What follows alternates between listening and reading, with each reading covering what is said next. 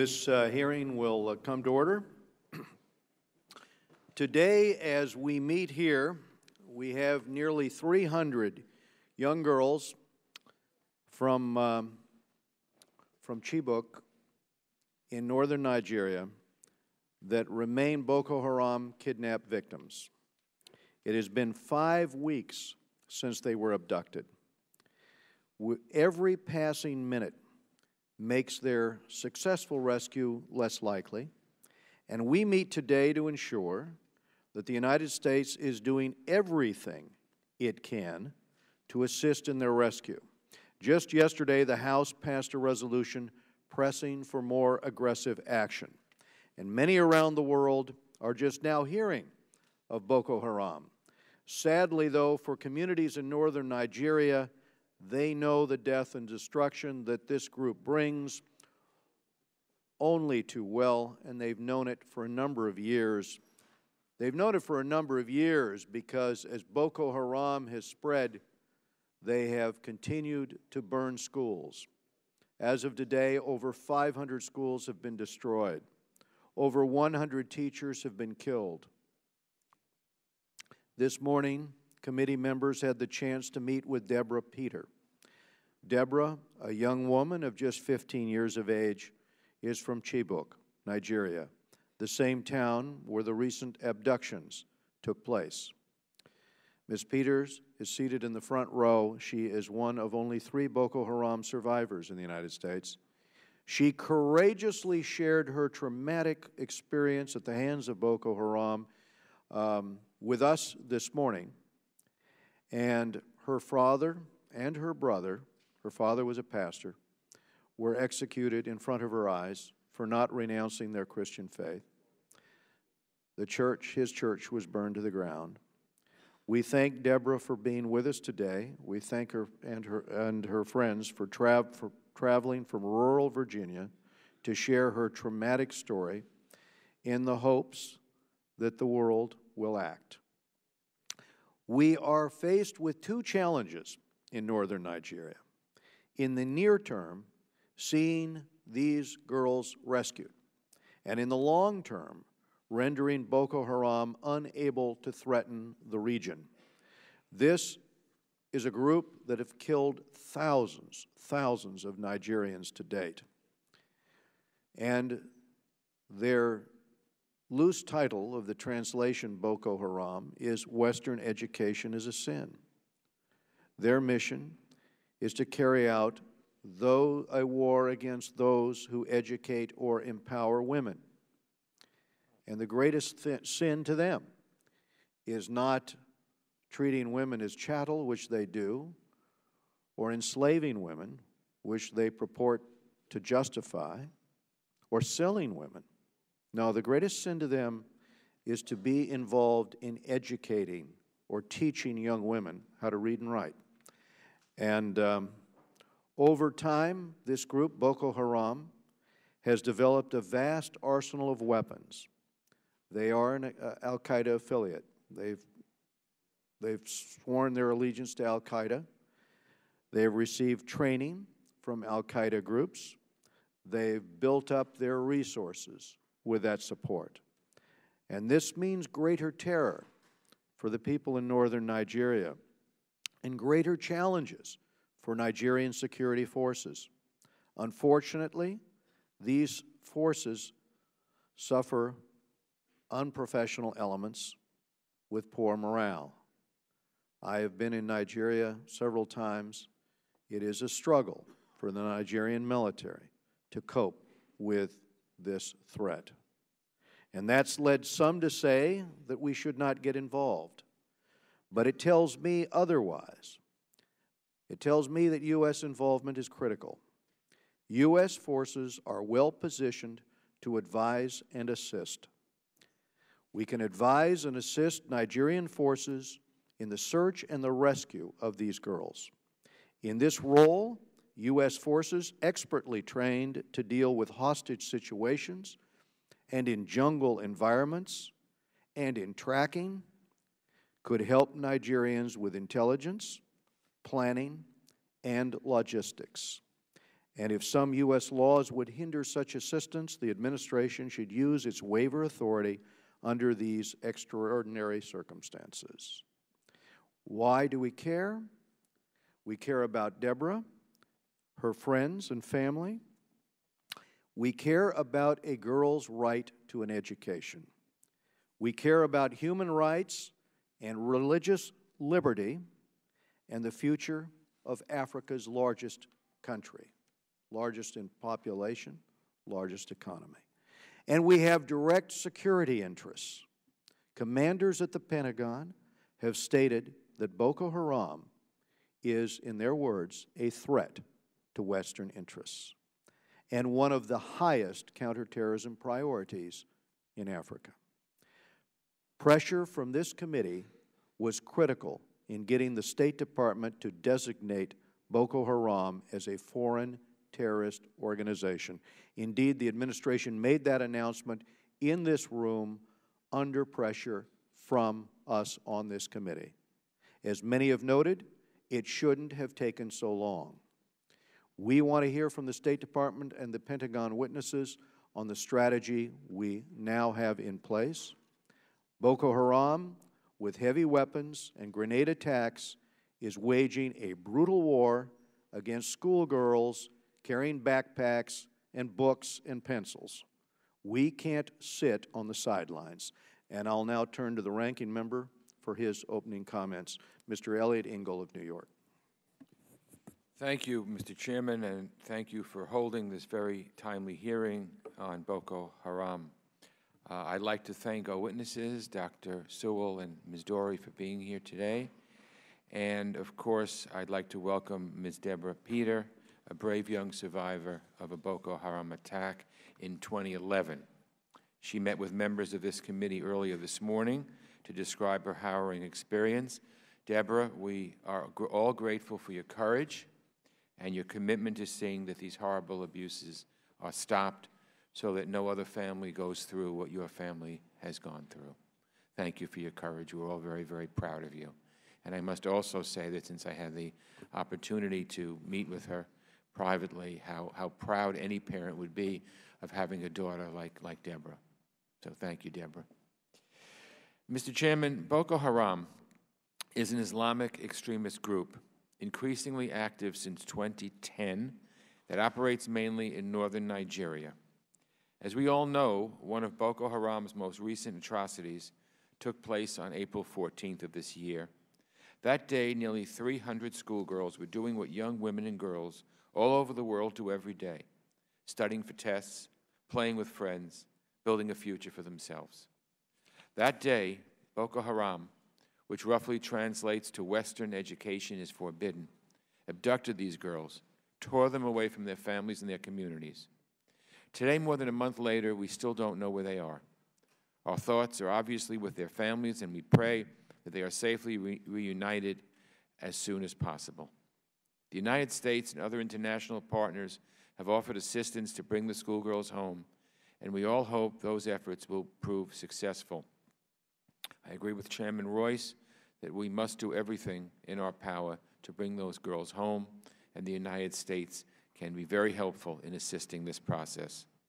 But even as we work to address the crisis, we need to focus on the larger challenge, stopping Boko Haram's reign of terror in Nigeria and beyond. Just yesterday, Boko Haram set off 2 bombs in the city of Jos, killing over 100 people, 100 innocent people.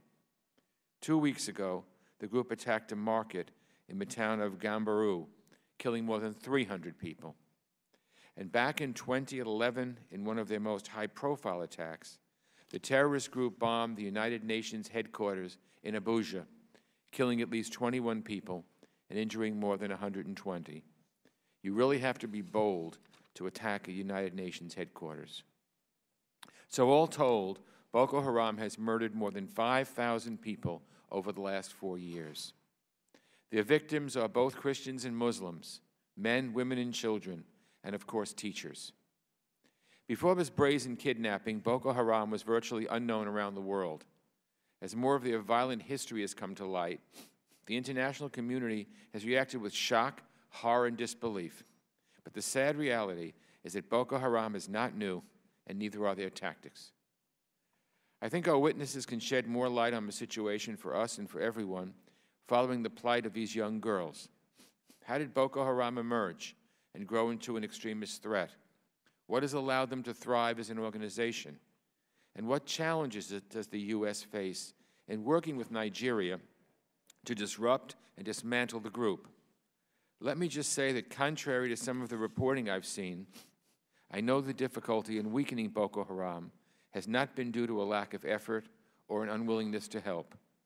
In fact, one of our major challenges is working with the Nigerian military itself. Its approach in northern Nigeria has often alienated the very population that could be providing valuable information about Boko Haram's activities.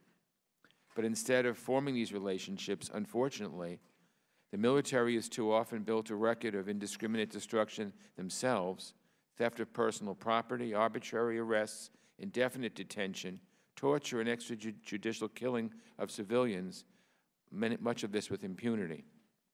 In addition, despite a recent intelligence sharing agreement, there are legitimate concerns that intelligence shared with the military to assist them in their operations might be leaked. And to make matters worse, this corruption, it's rampant throughout the force. Nigerian security forces are the best funded on the African continent, yet many of the funds are siphoned off by corruption, while troops often aren't paid a living wage, generating increased frustration in the ranks and fueling low-level corruption. So how exactly can the U.S. engage with a military force that sometimes lacks professionalism and often seems to fail to respect human rights? And how do we convince Nigerian leaders that they aren't doing enough and, in fact, may be making the problem worse? Lastly, while we are very focused on recovering these girls and stopping Boko Haram, we need to look at the broader context. Years of economic stagnation and neglect have afflicted northern Nigeria and created the sort of environment where terrorist groups thrive. In places where there is no support or opportunity, extremists find it easier to prey on vulnerable populations, preaching false ideologies of violence and hatred. To push back against this tide, I believe Nigeria's government must address these issues of corruption, improving the professionalism of its security forces, and providing additional resources for education, infrastructure, and economic activity. In short, Nigeria must take a more holistic approach to counterterrorism. So I look forward to hearing from our witnesses about how the U.S. can more effectively engage with the Nigerians to address the scourge of Boko Haram today. I regard Nigeria as our partner in this, and the United States needs to be helpful to them. We need to build an environment that forces development and prosperity in northern Nigeria for tomorrow. So thank you, Mr. Chairman, for holding this hearing, and thanks to the witnesses and Deborah for appearing here today. I yield back. Thank you, Mr. Engel. We go to Mr. Chris Smith, Chair of the Africa Subcommittee. Thank you very much, Mr. Chairman. And again, thank you for convening this extremely important hearing. Obviously, words are inadequate to express our concern, and I say that collectively for all of us, for the welfare and whereabouts for the abducted girls, as well as the outrage towards Boko Haram for this absolutely horrific act of aggression and violence against these young women. My good friend and colleague, Mr. Engel, just mentioned how Boko Haram was largely unknown around the world until this infamous incident.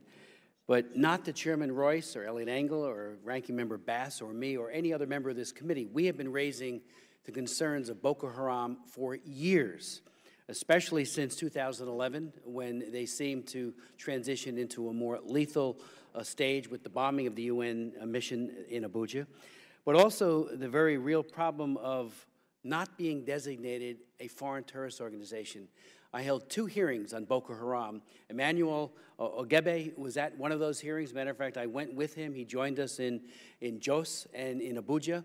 And we met with people who had been the victims of fire bombings, Christians, as well as some Muslims who were targeted for killings by these thugs. And he made it very clear then, and he is now accompanying Deborah Peter, just how this is only going to get worse unless all means are used to destroy this terrible threat. And it took years to get that designation of FTO. I'd be looking forward to what the answer might be. It wasn't until we had another hearing, and at that hearing it was announced that, yes, it would be designated an FTO. I still can't understand what the delay was when, and I asked Ambassador Johnny Carson repeatedly at one of those hearings, and that's the one that Mr. Ogebe testified at, why? Why the delay? I mean, we all need to be on the same page now and work as never before to assist the government of Nigeria, but we lost some precious time, in all candor, by not designating Boko Haram a foreign terrorist organization earlier rather than later. Yield back. Thank you. Congresswoman Karen Bass isn't with us today as the ranking subcommittee member. She's in Africa, so we'll go to Mr. Brad Sherman, Chairman of the Subcommittee on Terrorism, Nonproliferation, and Trade. Boko Haram is but one of many organizations using terror to try to impose a contorted version of 9th century Islam. It touches our heart to see the victims from North Africa through the Middle East and South Asia. But it's also a threat to the United States. Whether these groups claim to be affiliated with al-Qaeda or don't claim the al-Qaeda franchise, whether their chief focus is local and their secondary focus is worldwide jihad or the reverse. The war against violent extremism is not one that we can declare to be over just because we're tired of it. It has been one of our longest conflicts, exceeded at this point only by the Cold War. But it has to be won. We have to turn off the money to groups like Boko Haram, and I hope that we'll get some testimony as to the Gulf oil and state and other money that is or is not being detected going to these groups. And we have to provide the military aid to the Nigerian government and other host governments to deal with this extremism. I yield back. Thank you. Lastly, we go to, for 1 minute, to Mr. Ted Poe, a former judge and subcommittee on subcommittee chair on terrorism, nonproliferation, and trade. Boko Haram showed the world its evil ways when it arrogantly kidnapped over 200 innocent schoolgirls, threatened to marry them off to their fighters, and traffic them out of the country as property and as slaves. As a judge, I've seen the ills of human trafficking and other despicable acts, and this is the ultimate human rights violation. But it's not a surprise, given who these outlaws are.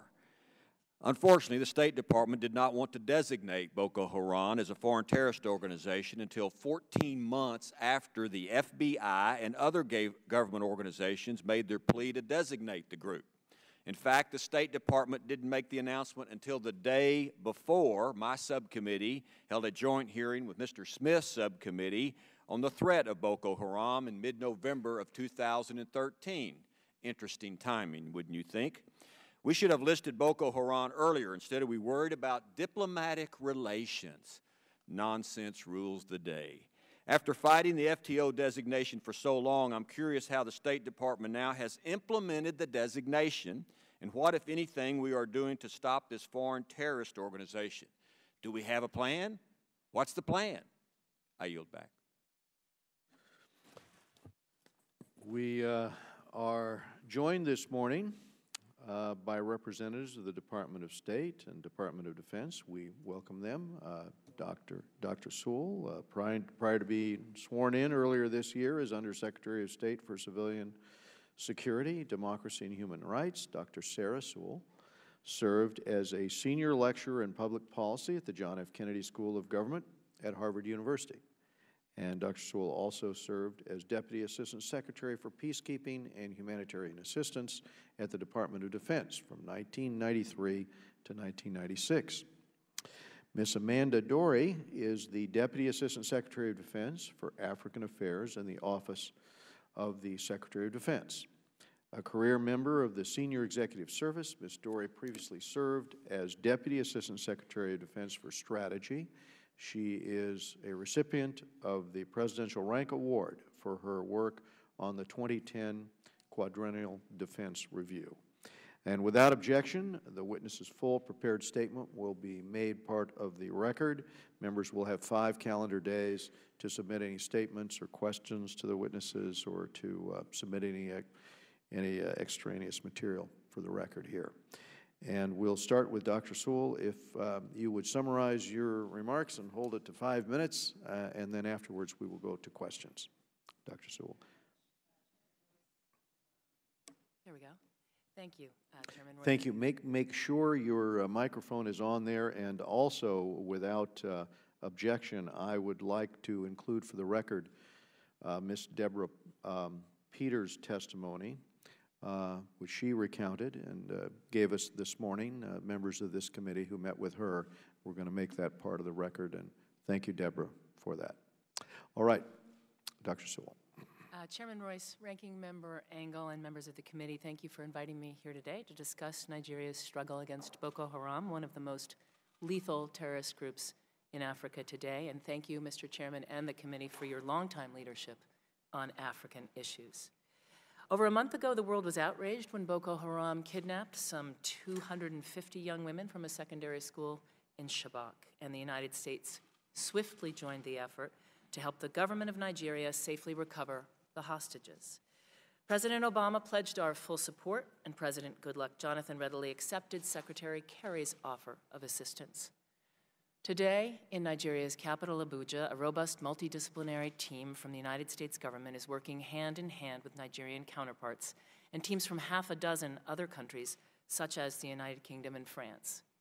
Our military and civilian experts in intelligence, military planning, hostage negotiations, strategic communications, civilian protection, and victim support have been given unprecedented access and cooperation to assist Nigeria's effort to safely recover the kidnapped schoolgirls. This effort, one that would be daunting for any government, will necessarily entail not just a diplomatic approach, but also law enforcement and not just a military approach, but also a law enforcement and diplomatic effort. During our trip last week, AFRICOM Commander General David Rodriguez and I met with Nigeria's top security officials to stress America's support for Nigerian efforts and to reiterate the need for Nigeria to redouble its efforts to defeat Boko Haram while respecting human rights and ensuring the protection of civilians. This past weekend, Undersecretary of State for Political Affairs Wendy Sherman continued America's conversation with Nigerian President Jonathan, heads of state from neighboring countries, and other key partners at a summit in Paris convened by French President Hollande. Coming one day after Boko Haram killed and kidnapped Chinese nationals in northern Cameroon, the kidnappings underscored why Boko Haram is a regional challenge. And while the kidnapping has cast a spotlight on this terrorist organization, I want to emphasize that for roughly a decade, the United States has been working to help the people of Nigeria and the Nigerian government address this terrorist threat. Today, I'd like to highlight some of the kinds of security assistance that we have more recently been providing to help Nigeria address Boko Haram. Fiscal years 2012-2013, Department of State planned approximately $35.8 million in security assistance programs that benefit Nigeria, subject to congressional notification and approval. We're working with vetted police and civilian security components to build Nigerian law enforcement capacities to investigate terrorist cases, effectively deal with explosive devices, and secure Nigeria's borders. We do this because the most effective counterterrorism policies and practices are those that respect human rights and are underpinned by the rule of law. We're also focusing on enabling various Nigerian security services, including the police, intelligence agencies, and the Ministry of Defense, with fusing multiple information streams to develop a better understanding of Boko Haram. We engage in robust dialogue with our Nigerian counterparts on these activities, including through the U.S.-Nigeria Binational Commission's Regional Security Working Group. There's also a lengthy history of DoD involvement, which I'll leave to my Defense Department colleague to describe. The department has also considered other steps to support the fight against Boko Haram. As you know, its leaders do not have bank accounts, and the organization is not structured as many other terrorist organizations against whom the United States has used particular legal designations. After careful deliberation and consultation with the Nigerian government, the United States decided in June 2012 to designate Boko Haram's top commanders as specially designated global terrorists. which allowed us to implement an asset freeze, a travel ban, and a prohibition on providing weapons or material support to these designated individuals as relevant. In June 2013, we decided to add Abu Bakr, forgive my pronunciation, Shekau, Boko Haram's official leader, to our Rewards for Justice program with a $7 million reward for information leading to his arrest. In November 2013, after implementing and assessing these earlier steps and building on our long record of security cooperation, and shortly after Nigeria and the United Kingdom made their own designations, we also designated Boko Haram as a foreign terrorist organization. Our approach reflected our evolving assessment of Boko Haram's threat potential, the utility of additional sanctions of different types, and our close coordination with our partners. Significantly, while Nigeria had been reluctant to seek international attention to the Boko Haram crisis, it has now moved forward, in part at our urging, to request that the United Nations Security Council designate Boko Haram under its al-Qaeda regime. And while these efforts will make a difference, we continue to have concerns that corruption and human rights violations by government forces, particularly those forces that have operated in the Northeast, continue to undermine the government's attempts to defeat Boko Haram militarily. Given these concerns, we continue to press the government of Nigeria to demonstrate that it is working to protect civilians where Boko Haram is not, and this means ending impunity for human rights violations by security forces. Let me be clear that there is no equivalence between the actions of the Nigerian military and those of Boko Haram, a terrorist group that seeks to murder civilians in large numbers and terrorize the civilian population as a matter of policy, killing over 1,200 people in 2014 this far. Yet we also know the power of popular grievance narratives against the government, and it's incumbent upon Nigeria's government to demonstrate through specific steps the will to ensure its forces protect human rights for all of its people and end impunity for those that use violence indiscriminately. Consistent with our counsel, 2 months ago, the government of Nigeria announced a multifaceted, quote, soft approach to countering Boko Haram, and we're eager to see it implemented. And we're also eager to see the Nigerian government address the underlying concerns that impede their ability to address Boko Haram.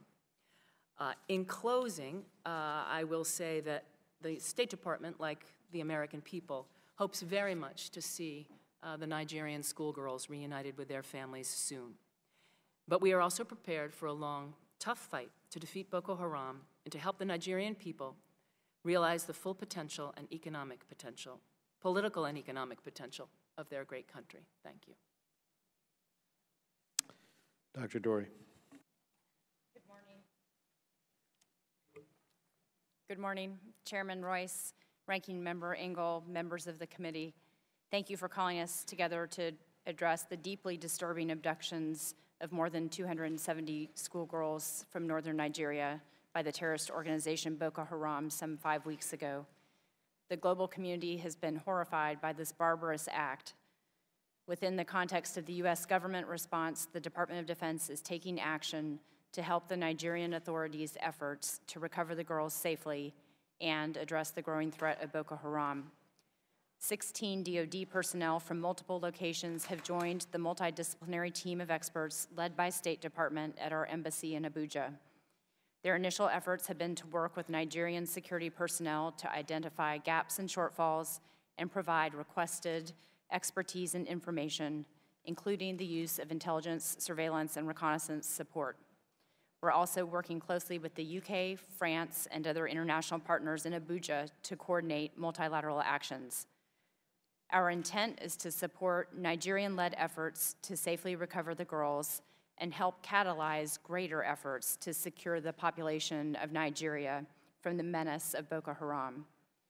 To be clear, immediate and long-term solutions to Boko Haram must be developed and implemented by the sovereign government of Nigeria if sustained security is to be achieved.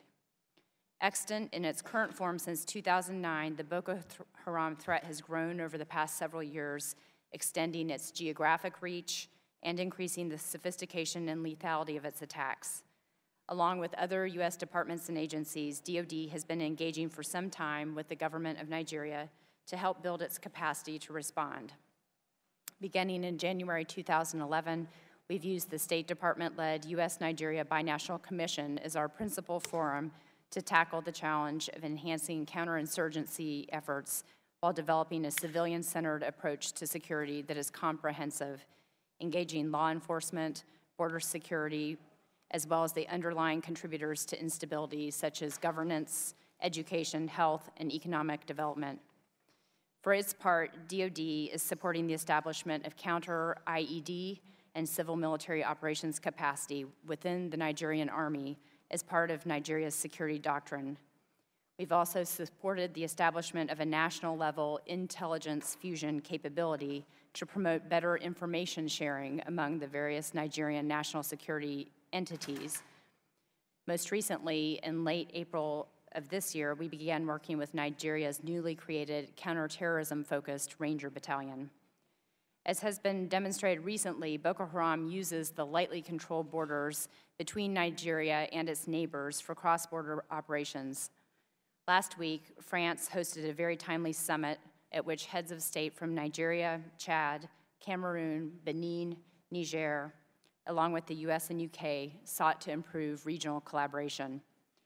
For our part, DoD and the Department of State are working closely together on a proposal to enhance border security along Nigeria's common borders with Chad, Niger, and Cameroon in support of a regional response to counter the threat posed by Boko Haram. The concept is to build border security capacity and promote better cooperation and communication among the security forces of each country with the aim of reducing Boko Haram's operational space and safe havens. As committed as the U.S. is to supporting Nigeria and in returning these girls safely, Nigeria's fight against Boko Haram is a very challenging case. In the face of a new and more sophisticated threat, Nigeria's security forces have been greatly challenged by Boko Haram's tactics. Also troubling have been the heavy-handed approaches by security forces during operations against Boko Haram, approaches that risk further alienating local populations. Consistent with U.S. law and policy, we review all security units nominated for assistance, and we do not provide assistance when there is credible information of human rights violations. With this important consideration in mind, we have worked to engage where we are able. No discussion of how to address Boko Haram would be complete without addressing some of the political dynamics in Nigeria and the underlying security environment. In spite of its vast oil wealth, Nigeria continues to face enormous development challenges. When these factors are combined with pervasive corruption and Boko Haram's brutal terrorization of the population, northern Nigerians lack a reliable source of security. The long-term solution to Boko Haram cannot come solely from Nigeria's security forces, but rather also requires Nigeria's political leaders to give serious and sustained attention to addressing the systematic problems of corruption, the lack of effective and equitable governance, and the country's uneven social and economic development. While continuing to draw attention to these broader factors, we will remain sharply focused on the heart-wrenching event that triggered this broader awareness of Boko Haram's depredations. DoD is committed to supporting Nigeria's efforts to locate and recover these girls. This will not be an easy task, as hostage recovery is a high-risk undertaking in the best of circumstances. If this terrible episode is to resolve with the girls' safe return, the government of Nigeria must continue to match its public statements with a serious and focused response that draws on all elements of its government, the influence of key social and religious figures, and the resources international partners are making available to assist. Thank you. Well, thank you for that testimony. As you testified, you do not provide assistance when human rights violations occur. However, there is a provision whereby in an extraordinary circumstance we could. And here's the argument that I would make about Boko Haram and why this is an extraordinary circumstance. You have a situation here where we're focused on the kidnapping of 300 girls some weeks ago. But in the meantime, more have been kidnapped. As we talk about it, an additional group of schoolgirls were kidnapped. As we talk about it, additional attacks have occurred. 118 killed this morning, 300 killed a few weeks ago. As we talk about it, 500 schools have been destroyed, and Boko Haram, their modus operandi is to destroy the schools and then recruit young, uneducated men into their ranks and teach them jihad. And so as the jihad mushrooms out across North Africa and into Cameroon and into Chad and into neighboring states, we say, well, you know, human rights violations have occurred in Nigeria, so we're limited in what we can do. The difficulty is that Boko Haram is in a process of expanding their terror, and the frequency of these attacks, the attacks on girls, that's been an evolution. I mean, as they've intimidated and frightened the Nigerian military, they're now to the point where a lot of military units have run away.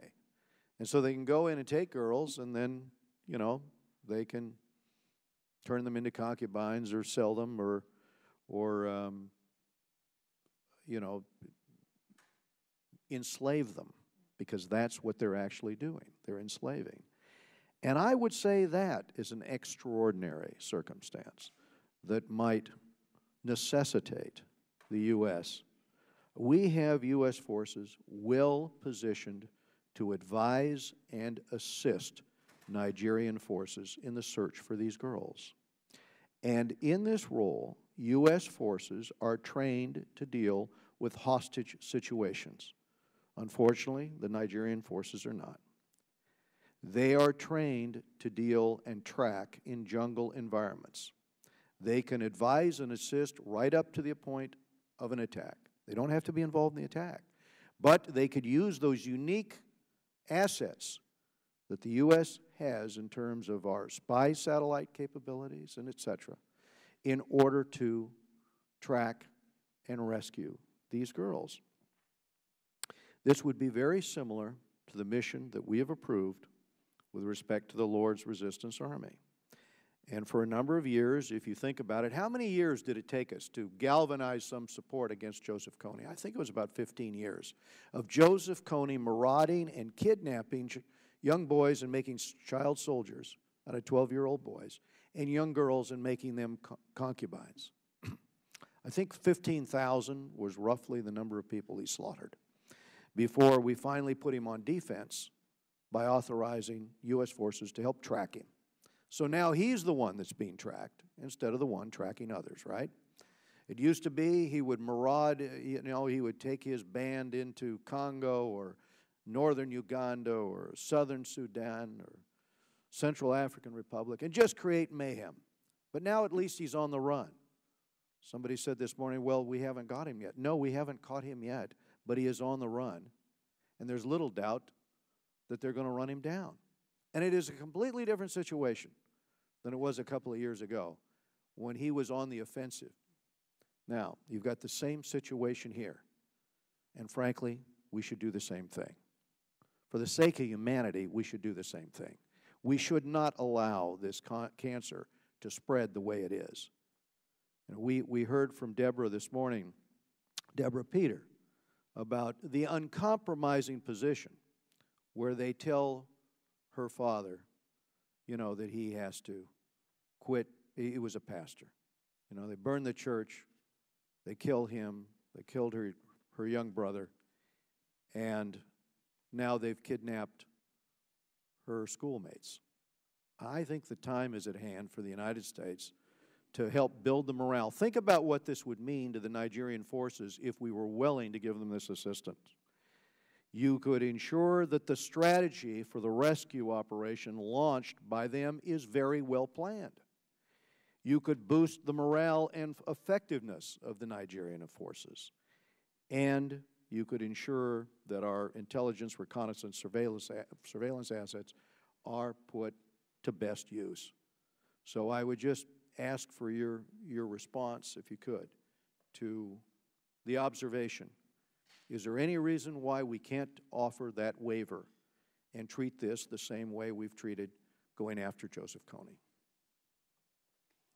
I think the waiver issue, I would defer to my State Department colleague in terms of the specific provisions of Leahy, but what I could quickly do is agree in terms of some of the diagnostics as you look at the situation with the Lord's Resistance Army and why we're on a successful path collectively at this point and how that pertains to the Boko Haram situation. You've identified, Congressman, the elements of success. You have neighbors who are working together under a regional task force construct to address the LRA challenge. You have a Ugandan government dedicated to addressing the governance and economic concerns of northern Uganda, which helped give rise to the phenomenon of the Lord's Resistance Army in the first place. With external support, Uganda and the other forces have been able to develop an intelligence and information picture that's been very important, and then launched a very successful information campaign that reaches the populations in the affected areas that are then able to further assist in the tracking operations. So I think many of those elements are very relevant to how we could productively work with Nigeria and its neighbors going forward vis-a-vis Boko Haram. And Dory, I would just add one other thing for your consideration, and maybe Dr. Sewell would like to comment on this as well. But the one difference is that with Boko Haram, we have a group that is a threat to U.S. interests as well, to quote the State Department testimony over on the Senate side. So, or perhaps it was the Defense Department, but there is no question that a jihadist group like this that directs its efforts and its bombing against those who believe in empowering women or teaching women is also a threat to the United States or our interests. So it would seem to me that if we're going to authorize this with respect to going after Joseph Kony, we certainly should do it here. Dr. Sewell. Thank you for your observations, and I share your sense of urgency about the matter. I think with respect to the specific question concerning sanctions, it's my understanding that there is limited waiver authority in the case of national security emergencies, and that the decision rests at the highest levels of the government with regard to exercising a national security emergency exception. Is it under consideration as an exemption? I can't speak to what the senior members of this government are discussing with regard to Leahy. I think the focus right now is very much on the safe rescue of the girls. And so when I... Well, yes, but the Leahy Amendment is what prohibits our active cooperation in the steps that I've just enumerated here, you know, in the tracking on the ground and to be able to plan that attack on the ground. That's the whole point. I mean, we had the testimony by the Defense Department last week in the Senate that this vetting is a persistent and very troubling limitation on our ability to provide assistance. They're talking about the Leahy provision here, particularly training assistance that the Nigerians so badly need, unquote. So this is the problem. And so I'd like to address it. The issue is to disaggregate the immediate crisis and what options are available to deal with supporting the Nigerians in their effort to rescue the girls versus longer-term systemic and force-wide engagement. And I think it's very important to both disaggregate those and then to look at the facts as they pertain to each case. In the first case, I spoke yesterday to the deployment team in Abuja, and they are very pleased with the growing level of cooperation that exists, both within the Intel Fusion Center and with their broader discussions with their Nigerian counterparts. They are hopeful that U.S. assistance will be increasingly useful to the Nigerians in their effort, and they nonetheless rely on choices made by the government of Nigeria in terms of what they would like to avail themselves of and how to proceed. More broadly, the security assistance issue, and again, I would refer, I mean, I think Amanda Dory can speak in great detail about the level of security assistance that is occurring right now, but we have been able to, pursuant to the Leahy Law, create essentially 2 new battalions with whom we are working, one a specialized counterterrorism force, and the other a Ranger battalion, to create their specialized military capabilities with regard to the kind of military challenges that Boko Haram presents. Here would be my suggestion. Thank you. Here was my suggestion. Ask for a temporary waiver. If you don't want a permanent waiver, ask for a temporary waiver. Designate this as an extraordinary circumstance and get to an answer to the point that your colleague made from the Department of Defense, that it is a persistent and very troubling limitation on our ability to provide assistance, particularly training assistance, that the Nigerians so badly need. That is the statement from the Department of Defense. It needs to be addressed, but I need to go to Mr. Engel and allow him. My time's long since expired. Mr. Engel. Thank you. Thank you very much, Mr. Chairman. I was in favor of declaring Boko Haram as a terrorist organization, but I want to address the undercurrent with some of my friends on the other side of the aisle, that somehow the lack of designating them as a terrorist organization earlier contributed somehow to this kidnapping. I think that's absurd. You know, when the State Department didn't designate Boko Haram as an FTO, it wasn't because anyone was being careless. It wasn't because they weren't paying attention. It was a policy decision based on facts on the ground. Facts changed, and the department issued the designation. It's not clear what the designation does, asset freezes and visa bans and prohibition on material support, that's actually made a difference.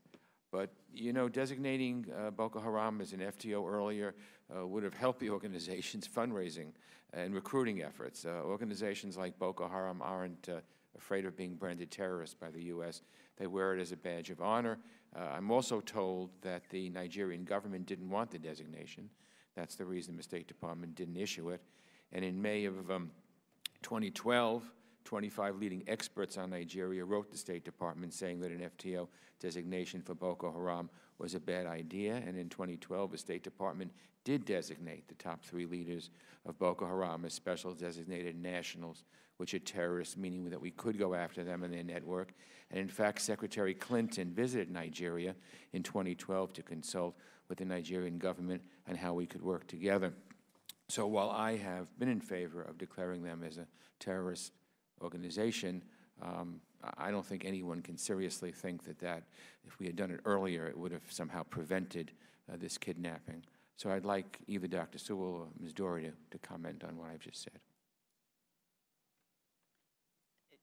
Congressman, Ranking Member Engel, I think it's fair to say that we work closely with host nation governments regardless of the designation issue. That Boko Haram had certainly been on the radar screen in terms of the type of security cooperation that's been effective with Nigeria since it emerged in the Nigerian context years ago. So the point about the formal designation, it brings some additional tools to bear, principally in the financial domain. You mentioned the visa bans as well. So it can be helpful from that perspective, but it does escalate in a sense, and that can be why when engaging with host nations, they may be reluctant to have such an international designation, because it draws more attention to the problem, potentially in unproductive ways. So I think that's, you know,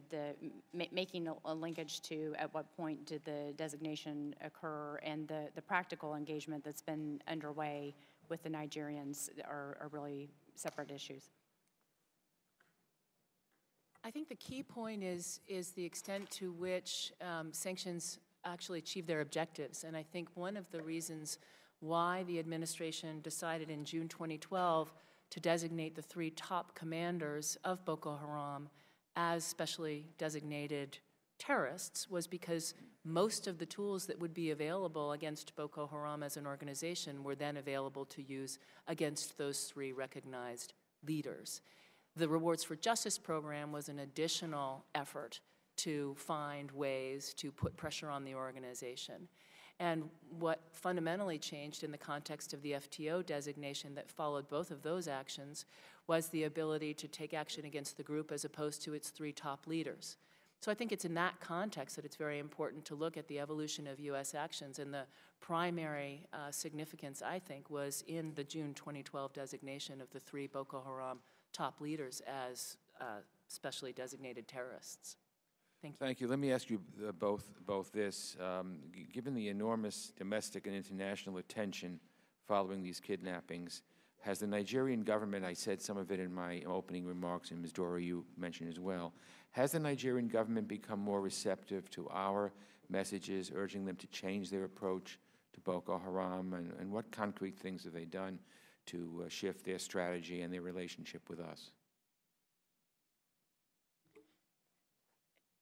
I believe the quick answer is yes. The intensity of international public opinion and support is productively contributing to our dialogue with the government of Nigeria. I think their willingness to accept the multidisciplinary team and their robust engagement with it since its arrival are the most concrete indicators in the near term.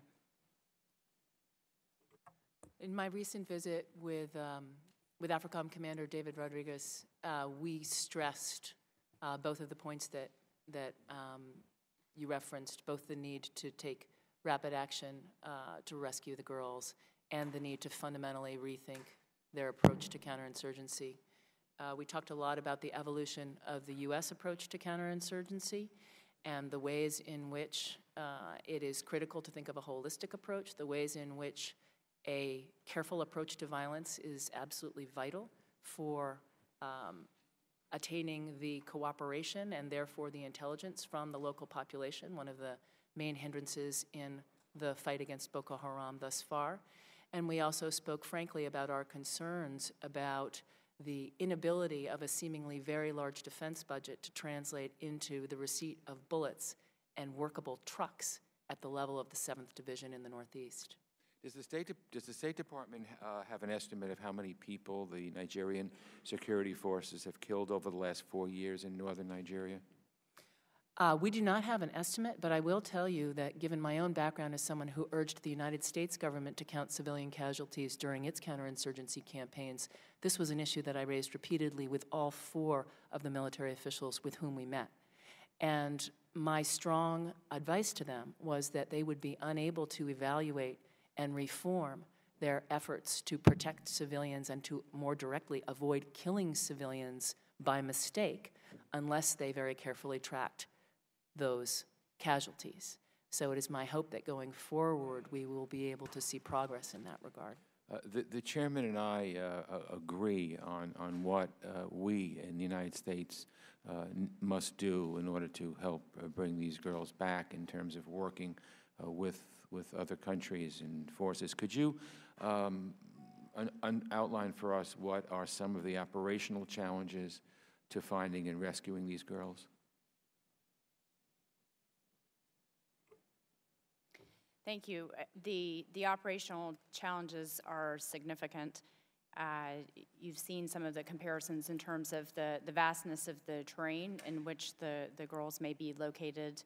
We are working with the Nigerian counterparts and the other international partners to develop a better understanding of where they may be, but our sense at this point is that they've been dispersed into multiple smaller groups. They may or may not all be in Nigeria. So the sheer number of individuals involved, the complexity of the terrain, jungle for a great part of it, and the movement that could be associated over the weeks that have elapsed, creating a greater area of operations, make this a very difficult environment in which to contemplate what a recovery might look like. Just to give an example, if you think back to the hostage incident at N'Djamena in Algeria 2 years ago, where you had 800 hostages who were in a single location, and the Algerian government and military took action as the AQIM and Mokhtar Belmokhtar began to separate and disperse the hostages. They engaged in an assault that left 40 of the hostages dead. And that was in a desert environment, and the hostages were all concentrated together. So it would be hard to overestimate the complexity, first, of locating the hostages, and then in considering how that might be resolved successfully. If you look at if we had an FBI witness here today, he or she, I imagine, would indicate that the vast majority of hostage recovery situations are resolved through dialogue and negotiations, and not through rescues and assaults. Thank you. Anything to add, Dr. Sewell? I think any military experts in hostage recovery would also tell you that a dialogue is often very helpful, even in the event that dialogue fails. And so I think we have to be respectful of the ways in which the Nigerians may choose to try to achieve the safe return of the girls. Thank you, Mr. Chairman. We go now to Mr. Chris Smith from New Jersey. Thank you very much, Mr. Chairman. Thank you for your testimony. A couple of questions. I know this is, and I'm cognizant this is an open hearing, but do you have reason for optimism that progress is being made in ascertaining the whereabouts of these abducted young women, and any indication at all about their welfare and well-being, their health? I would say that the team, when I spoke to them yesterday, was very pleased by the level of cooperation, was very pleased by the multiple sources of information flowing into the Intel Fusion Center, was encouraged by the professionalism and the commitment of the Nigerians in the Intel Fusion Center, and was hopeful that the degree of intelligence information would continue to increase over time. Given time, I am hopeful that we will make progress. And I think that's the extent to which I can respond in this context. Thank you very much for that. Let me ask you with regards to the designation of FTO status, which I think is a very serious issue. On July 10th, 2012, I chaired a hearing. Assistant Secretary for African Affairs, Johnny Carson, testified, and I asked him repeatedly at that time why Boko Haram was not designated a foreign terrorist organization. And he said, while acknowledging it's a very important question, that he believes that the larger element, he goes, we believe that the larger element of Boko Haram is not interested in doing anything but attempting to discredit, disgrace the Nigerian government. He went on to say that he would, I says, this is Ambassador Carson speaking, I would remind people that the phenomena of Boko Haram is one of discrediting the central government in power for its failure to deliver services to the people. In retrospect, do you believe that was an assessment that had validity? I mean, services to the people, that's why they're doing this. I would also note parenthetically that Assistant Secretary, Principal Deputy Assistant Secretary Robert Jackson acknowledged last week that in retrospect we might have done the designation earlier. He then added, and I think we will be quicker to make designations based on our own assessments earlier based on this. I actually went, as you may know, in September of last year to Jos and to Abuja and repeatedly raised the question of foreign terrorist organizations designation. And frankly, in government meetings on the Nigerian side, in meetings with our own people in the embassy, there was a very strong sense that this could have a very valuable effect, particularly in tracking where all the weapons are coming from. Maybe they don't have bank accounts. Maybe they do. I don't know. But if we really look and probe and try to discern who are providing the AK-47s and the IEDs and the like that are killing so many people, we may be able to put a tourniquet, or at least begin putting a tourniquet on this bloodshed. So your sense on that statement, that this, a statement that was made by, again, Johnny Carson, the phenomenon of Boko Haram is one of discrediting the central government in power for its failure to deliver services to the people. I think it's hard to look at Boko Haram as an insurgency that rests predominantly on the failings of the state. But there is no question that the failings of the state create a context in which disaffected voices are prey to recruitment. And when you look at the specifics of Boko Haram's tactics in terms of forcible recruitment of persons, that is a way to explain how it continues to survive. Additionally, I think from the perspective of our efforts to counter Boko Haram from the outside, from legal mechanisms that exist outside of the Nigerian context in which the Nigerian decisions are central, the important step to me was the June 2012 designation of the 3 leaders as... Let me just ask you, because I'm almost out of time. Should we have done the FTO designation earlier? I wasn't here, so I don't know. I think the most... You're in a very high position. I mean, I look back and forward. We all do all the time. Right. Should it have been done?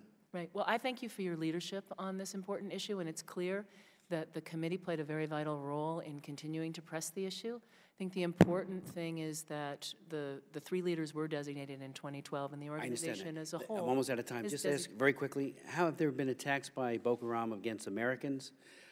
Jos has the highest number of Americans in northern Nigeria. Following yesterday's bombings, have all Americans been accounted for? And for the record, when the UN compound was bombed, were any Americans present?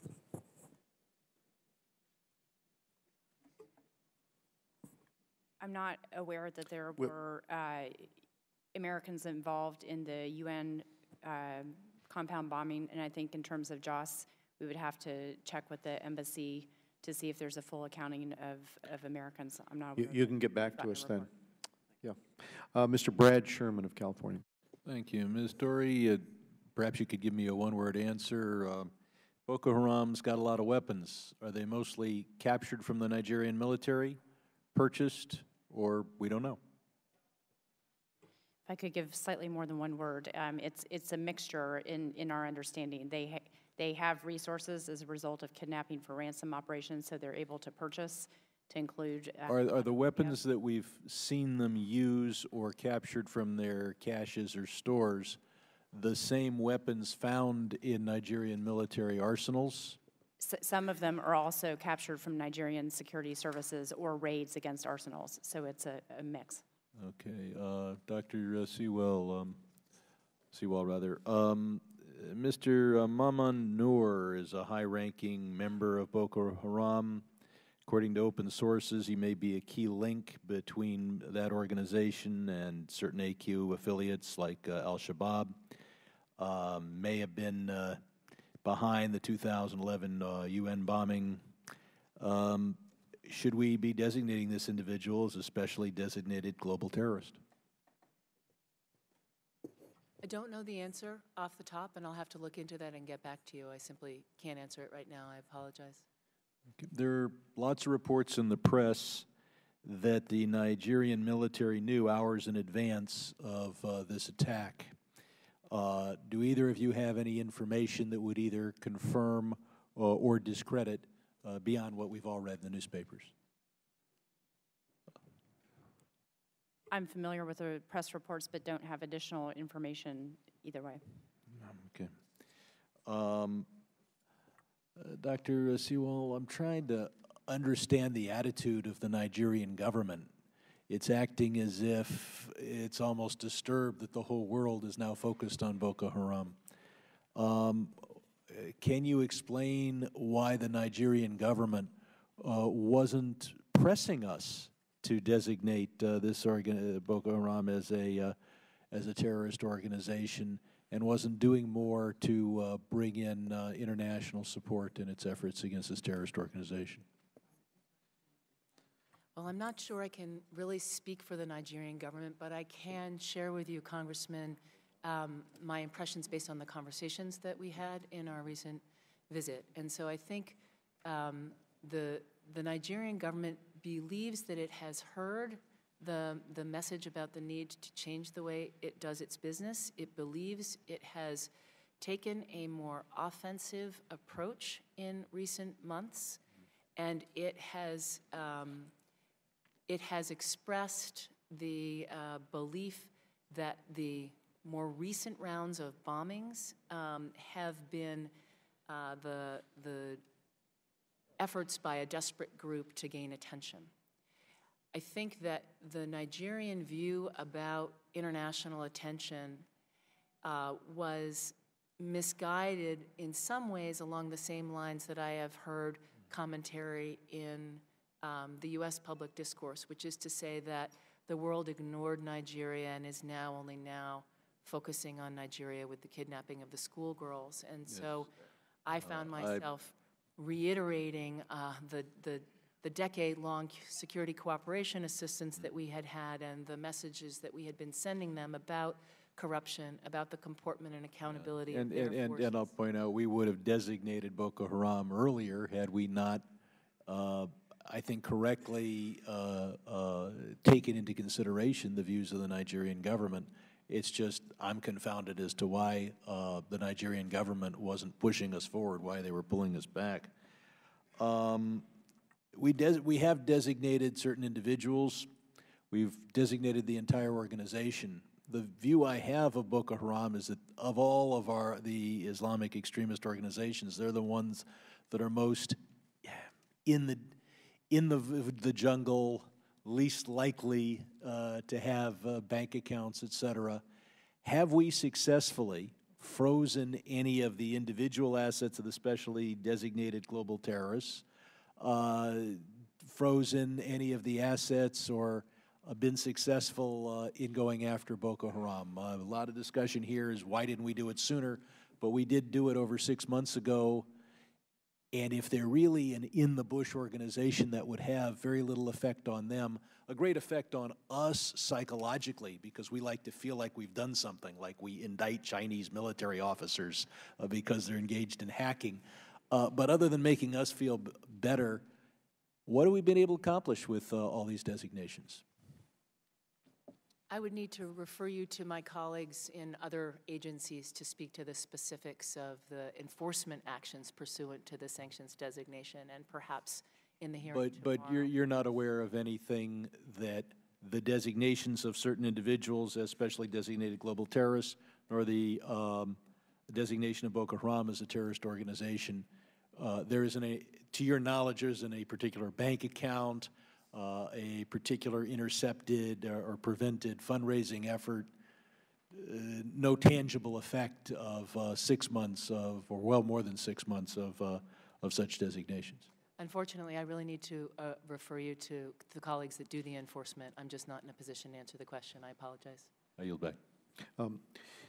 Yeah, Mr. Sherman, Congressman Sherman, in answer to your first question, or further answer to it, there was testimony from the FBI, and I'll just give you their quick response. FBI Director James Comey testified that Boko Haram has communications, training, and weapons links with al-Qaeda in the Maghreb, as well as al-Shabaab, based in Somalia, and al-Qaeda in the Arabian Peninsula, based in Yemen. And then he also testified that these links, in his words, may strengthen Boko Haram's capacity to conduct terrorist attacks against U.S. or Western targets in the future. So in terms of the weapons movements, that's the FBI's testimony. It's good to have expertise both from there and from here. Right. We go to Mr. Mike McCall of Texas. Thank you, Mr. Chairman. I want to follow up on, well, let me just say, last night I watched the video again of Boko Haram, the leader, with these 270 girls, and it is horrific. And it's hard to stand back idly and watch that happen, knowing that we could do more to help them. The chairman raised the issue of the waiver process. And I guess my question to Dr. Sewell is, if that waiver was granted, what additional assistance could be given to this situation? I think one of the distinctions that I've been trying to articulate is that the waiver really is geared toward the training and material support for forces, and some 50% of the Nigerian military at this point in time are not eligible for that form of cooperation with the United States because of the Leahy Law. So we have been able to engage in security cooperation with the Leahy vetted units, which is the remaining 50%. In terms of the operational pieces, I guess I should turn to my colleague, Ms. Dorey, to speak about what additionally might happen in a waiver. But at this point, we are doing everything that Nigerians want us to be doing, and we are there and available to do more, completely consistent with the Leahy Law, with our deployment team and our military planners there in Abuja. Well, Ms. Dory, if that waiver is granted, what additional assistance militarily could be provided? Sir, it's predominantly a function of what type of assistance is requested by the government of Nigeria. We have a complete menu of training activities, equipping activities, advising, assisting, the usual inventory that the department can pursue in partnership with another country, but it really rests with the host nation to identify in what areas it wishes to cooperate. You mentioned earlier that a military operation would be risky to the hostages, and I understand that. But has there been any effort to have our FBI's hostage rescue team assist with this? There are FBI personnel who are part of the multidisciplinary team, and I believe the services of FBI's hostage recovery experts are on the table.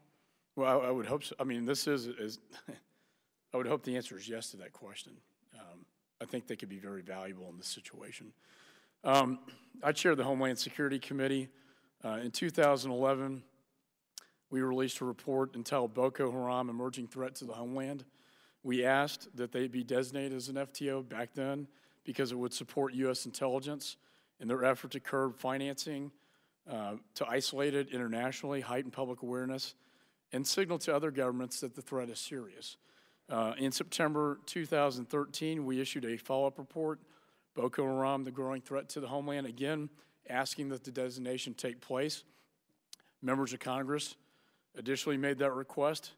And finally, the head of the Justice Department's National Security Division sent a letter to the State Department requesting that Boko Haram be put on this list. Now, I know, Dr. Sewell, that eventually they were put on the list, but you know, it took years to get Haqqani Network put on the list. It took years to get Ansar al-Sharia behind Benghazi attack put on this list. We still can't get the Quds Force to be put on this list. Why is it so difficult for the State Department to put what is so obvious on the foreign terrorist organization list? I can't speak to the decisions that were made before I came to the department, sir. I'm sorry. And I know that there are many different considerations that go into other decisions. I mean, in the context of the Nigerian case, I think I explained that there was a discussion with the government, there was a discussion about the nature of the threat, and there was a discussion about the efficacy, the true impact of the sanctions. I can only speak to that case, and I unfortunately can't speak to the prior cases. Well, and it's not just members of Congress, it's not just the Justice Department, it's General Ham, Carter Ham talked about this threat, Director Clapper, the DNI, mentioned this threat, General David Rodriguez, commander of AFRICOM. This is coming in from multiple points, you know, not just members of Congress, not my committee, but multiple points in the military, Justice Department. I don't really understand why, when you look at that video, when it's so obvious that they are terrorists, why they weren't put on the FTO, which just maybe, probably may not have stopped this event from happening, but at least we could have put some pressure on their financial ties in their funding mechanisms. And with that, Mr. Chairman, I yield back. We go now to Mr. Gregory Meeks of New York. Thank you, Mr. Chairman. And first, Mr. Chairman, I want to thank you for the way that you've been conducting this hearing and the investigations and the education that you have done to talk about the waiver, to figure out how we resolve this. You've done it in a manner, and I think I want the record to be clear with me that I concur with you and your opinion and how we should be able to assist the Nigerian government. I think that the research that you and your staff has done is excellent, and I think I want the record to reflect that this is clearly something that we all agree upon in that regards. I want to say to Ms. Peters, who is sitting in the audience, who I had to listen to her tell the horrible story in regards to her family that happened before her eyes, and in 2011. No child should have to see their parents killed and siblings before their eyes. None. And it really angers me inside when I hear that.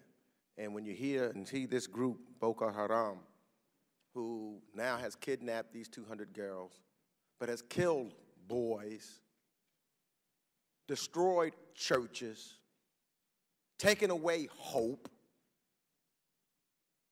there is no redeeming factor for individuals like that. They're in the same category as Al-Qaeda and Al-Shabaab. And I don't see any, and I want to make sure that we do everything that we can to free those girls. I don't care whether it's negotiate, whatever it is. But let me tell you, I don't want that to be the end of it. You know, I'm a multilateral guy, and I think all of the countries, I haven't heard any country or anybody dissent on the evil of this group. So I don't see why that once we get these girls free, I'm going to tell you, if it's for me, I want drones. I want something, because they don't belong on this earth. Threatening people and having people living in fear.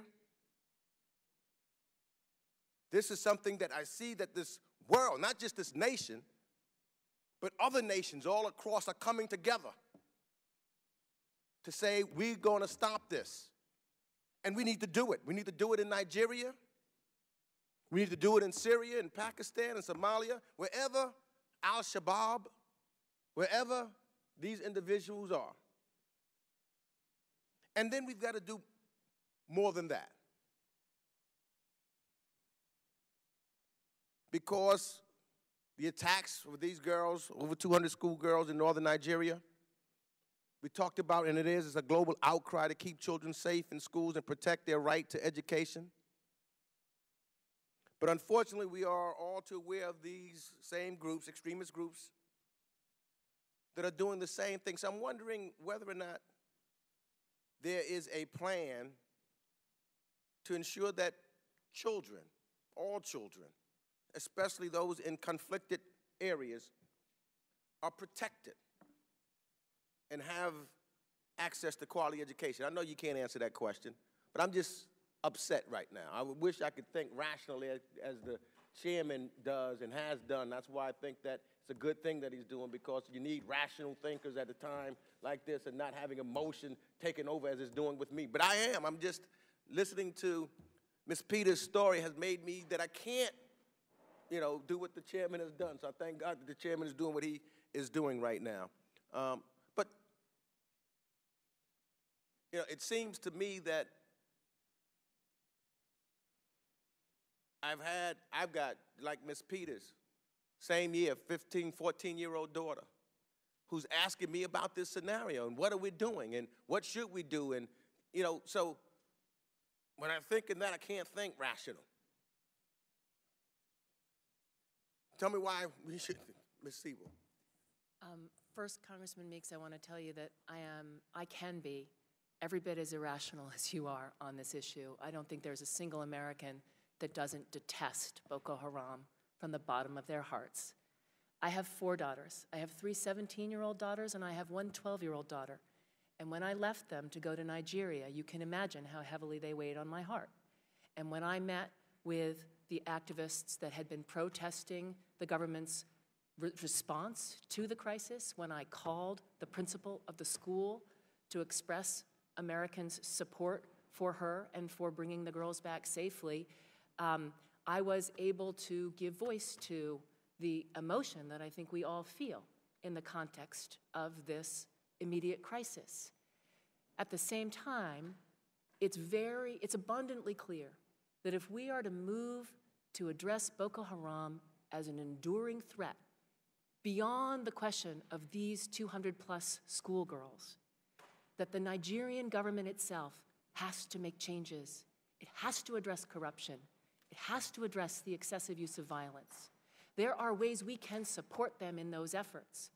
And there are ways that we can do specific things for them, but those are fleeting things. Those will not solve the Boko Haram problem. The Boko Haram problem in Nigeria needs to be addressed by Nigerians. The Boko Haram problem as a regional threat needs to be addressed by the regional actors. The value of this crisis is that it has brought together in a conversation all the actors that are seized not just with the schoolgirls, but with the enduring threat of Boko Haram.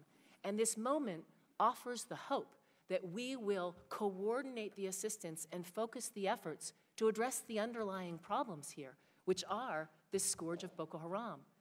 But any sustained solution requires the government of Nigeria to show a degree of commitment and to take a set of actions that it has thus far not committed to. And so we cannot lose sight of the fact that this is not our problem to solve, and we must seize the moment to bring together all of the voices of concern about the schoolgirls and about Boko Haram to press and support the Nigerian government in undertaking its own critical changes and reforms. Thank you, Mr. Meeks. We go now to Mr. Jeff Duncan of South Carolina.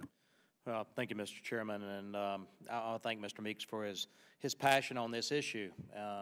It's touching, and I share your passion. I just hope that that same passion will continue to carry forward as we talk about terrorists, wherever they are, whoever they are, attacking not just interests in Africa, but Americans and folks that love liberty anywhere in the world. And so I appreciate that. I look forward to working with you going forward.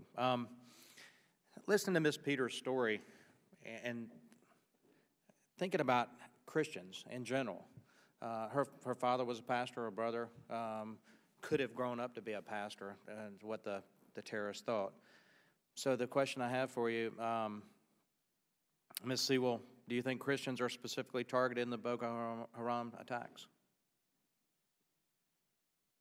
I wish there was such discrimination in Boko Haram attacks. Boko Haram attacks everyone who is Nigerian. Boko Haram is an equal opportunity threat for all Nigerian citizens. Okay, thank you for that. I'd like to delve into the links with al-Qaeda and the broader al-Qaeda network, Boko Haram's ties to other al-Qaeda affiliated and associated groups, as well as the focus by some of its members on pursuing a more transnational agenda, have amplified concerns of the group's threat. U.S. officials have suggested that Boko Haram and al-Qaeda in the Islamic Maghreb, or the AQIM, were likely sharing funds, training, and explosive materials. So could you provide some clarity, and I'm going to ask both of you this question and ask you to be brief, but you could provide some clarity to the extent of cooperation and support that AQIM has provided to this organization? Congressman, financial, yes. Material support, all that, please. In this, excuse me, in this setting, there are limits on the ability to go into detail, but we can absolutely confirm the categories that you're talking about in terms of the cooperation between Boko Haram and AQIM in particular, where the ties seem to be the strongest, that it does include training, facilitation, financing, weapons.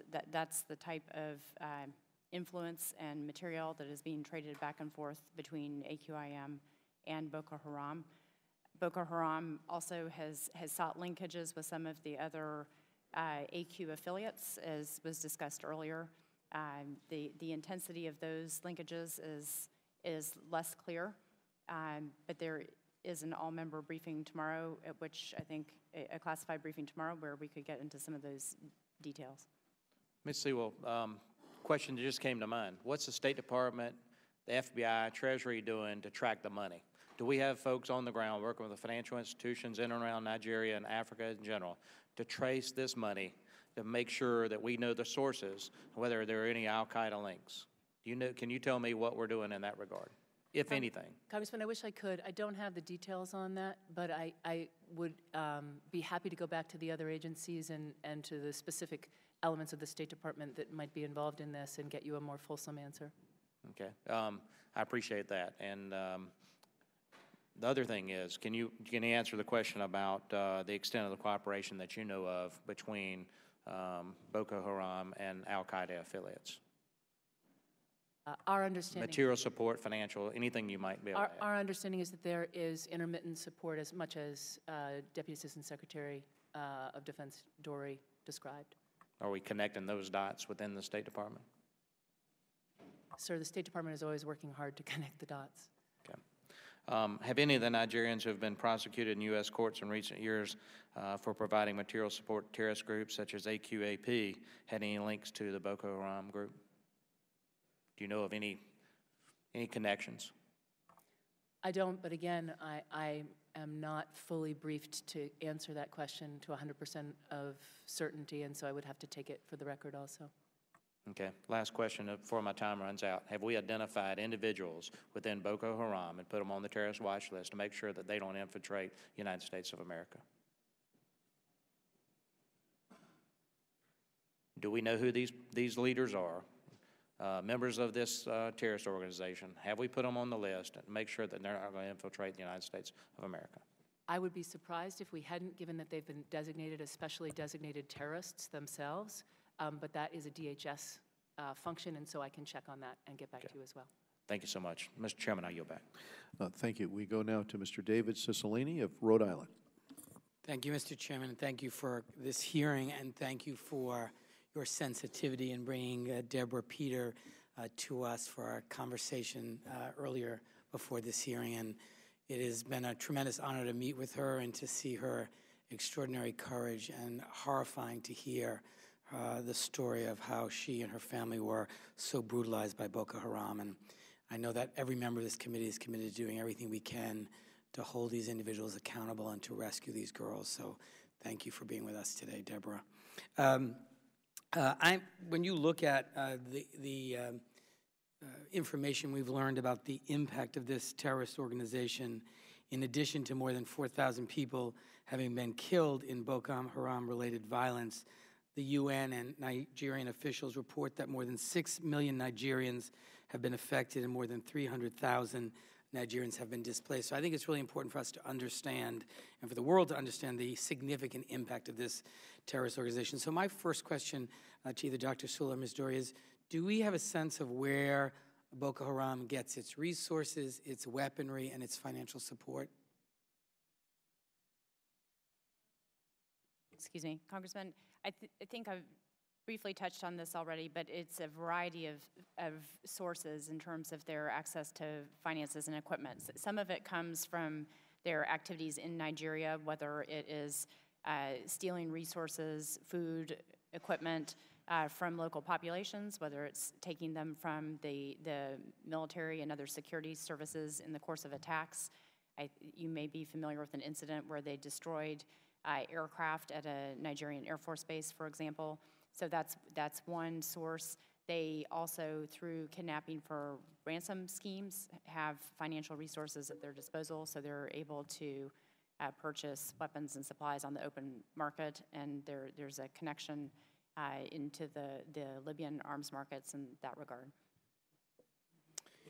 And I know that you have said, Ms. Dory, that the principal responsibility for defeating Boko Haram has to come from the Nigerian people, and that requires them to focus on governance issues, reductions of corruption, ending mass arrests and disappearances within the government, their own human rights record. So what can we do, and what is the U.S. doing, or what can we do in addition to that to pressure the Nigerians to do that so that they have the capacity to respond to Boko Haram? And what kind of leverage do we really have in this moment to really make that case to the Nigerian government? And do you see any signs that they are serious about undertaking whatever those recommendations might be? I'll take the question and also share it with my colleague. I think the head of state to head of state engagement that we've seen over this issue is indicative of both our level of concern and our level of support and our willingness to communicate it at the highest levels. So I think this is a very important time, both in terms of the U.S. support and determination, and coupled with that from colleagues from around the world, all over Europe and beyond, who are similarly outraged at the situation and resolved that now is the time to provide maximum support and pressure as we engage with the government of Nigeria. The last issue I just want to mention, I have been working on a piece of legislation to address this situation in which there's an emergency necessitating or that should authorize the issuance of a visa. And I'm just curious, it seems as if this related actually to a mother who was attempting to come back to the United States to retrieve a child who had been murdered in the U.S. for burial back in their home country, and there was actually not a provision in the existing State Department protocols because she had not deep ties in her home country, no business, no employment, and so obviously they argued that there was not sufficient basis to give her a visa for fear that she would overstay it and remain here. But in the example that we learned or heard about this morning, it seems as if I'm on the right track in trying to develop some exemption, some emergency issuance of a visa for those who have been victims of terrorism, or, we can set out the criteria, but it sounded, if at least initially, Deborah was in a situation in which she was not given a visa, which I think everyone agrees doesn't make sense, and I'd just like your thoughts on that. I'm sorry, I really know very little about the visa process, and so I just don't feel comfortable commenting. Thank you. Okay. Thank you. I yield back, Mr. Chairman. Thank you. We go to Mr. Mo Brooks of Alabama. Thank you, Mr. Chairman. In your judgment, does Nigeria currently have the police or military capability of defeating Boko Haram? Congressman, from my perspective, Nigeria's military is the force with which I'm most familiar, and they have been a premier peacekeeping force for many decades, focused external to their country, if you think about their long history in that regard. And the process of retooling from a peacekeeping orientation to focusing on a domestic insurgency is something that takes an entire recalibration in terms of how you engage in your home country. I would say— Might I infer from your comments that you just made that the answer is no, that as of today they don't, that things have to be done before they have that capability? Part of it, when we speak of a capability, part of it is the strategic approach and the mindset. And as yet, Nigeria has not yet finalized a counterterrorism strategic approach, which I think leaves gaps in terms of the operational employment of the security forces, their training and readiness for those types of missions, and then the equipment that's available to them. Dr. Sewell, do you have a judgment on whether the Nigerian police or military have the capability of defeating Boko Haram as of today? It's a great question, and I want to answer it thoroughly, so I have to step back just one moment and say that the ability of a police force or a military force to effectively defeat a virulent insurgency is limited, and so that's just the first point to make, that this is why the U.S. has been in a dialogue with the Nigerians about the need for a holistic approach that includes economic development, social engagement, political empowerment, and a host of other things. In a narrow sense, the Nigerians have capability that we would recognize as strong in the sense that they have a number of forces, they have a certain number of equipment. I think the challenge for both the police and the military is how their assets and resources, human and otherwise, are actually deployed. And that's why the questions about corruption, and that's why the questions about, as Desdi Dori just said, the mindset are so critical. It took I'm not sure if I'm getting a response. I'm trying to get something simple, yes, no, or I don't know. Well, do you have a judgment as to whether the Nigerian police and military have the capability as of today to defeat Boko Haram? Yes, no, or I don't know. So the United States, when it began its invasion in Iraq, was the finest military force in the world. I'm sorry. I'm asking for yes, no, or I don't know, because I'm limited time here. I can't go into a monologue. It's complicated. So maybe, maybe not. Is that a fair way to assess your opinion? If you wish to describe it that way, that. Well, what short answer can you give me that describes your opinion of whether Boko Haram today can be defeated by the Nigerian police and or military? I think that with the appropriate political redirection, as well as the concerted effort on the part of specific capabilities, that the country of Nigeria, the government of Nigeria, can make significant progress in defeating Boko Haram. Completely eliminating, I would hedge on that. The time frame, I would hedge on that. But I don't think there's any question that the government of Nigeria both can and will. Thank you for your response. The very first sentence of the Charter of the United Nations in Chapter 1, Article 1, Paragraph 1 states, "The purposes of the United Nations are to maintain international peace and security, and to that end, to take effective collective measures for the prevention of threats to the peace and for the suppression of acts of aggression or other breaches of the peace." If we were to look at the history of Boko Haram in Nigeria, August 26, 2011, a bomb attack on a UN building, 21 killed. January 20th, 2012, attacks in Kano State, 12 targets, over 150 people killed. We've already talked about the young schoolgirls who were kidnapped. May 5th, 2014, an attack lasting 12 hours, 300 people killed. The list goes on and on and on. You've provided 2 pages of attacks. As of today, what has the Obama administration undertaken to secure a United Nations force to take on the Boko Haram, inasmuch as that seems to be the primary purpose of the United Nations Charter?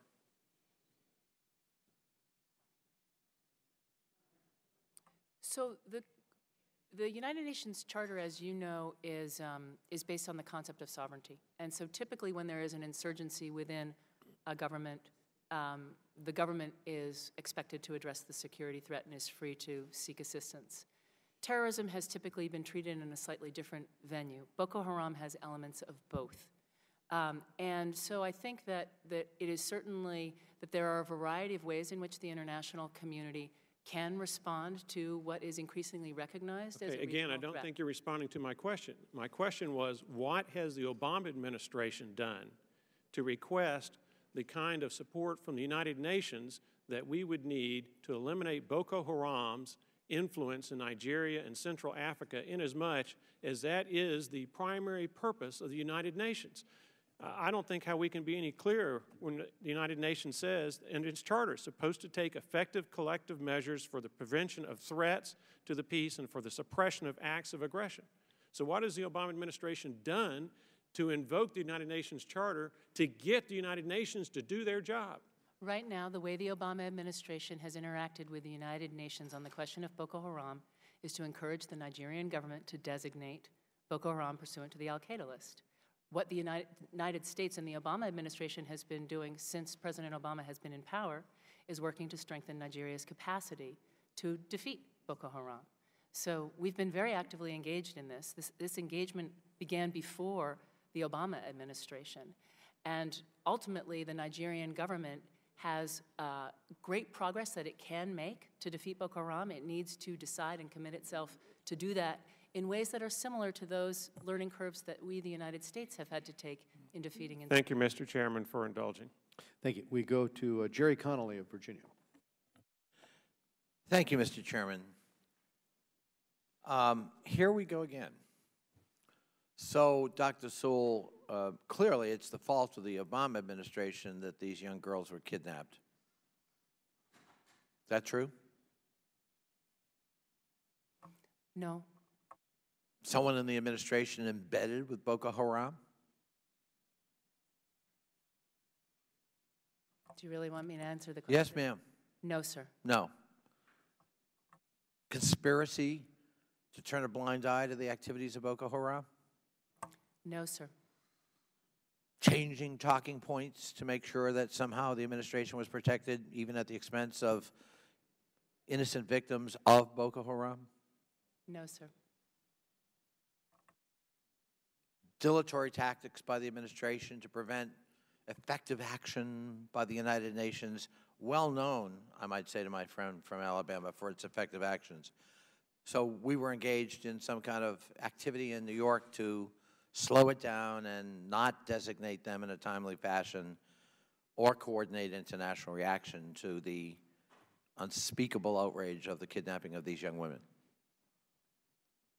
I would argue that the United States has been among the most concerned about Boko Haram for the longest period of time among all the actors within the international community. Including at the United Nations?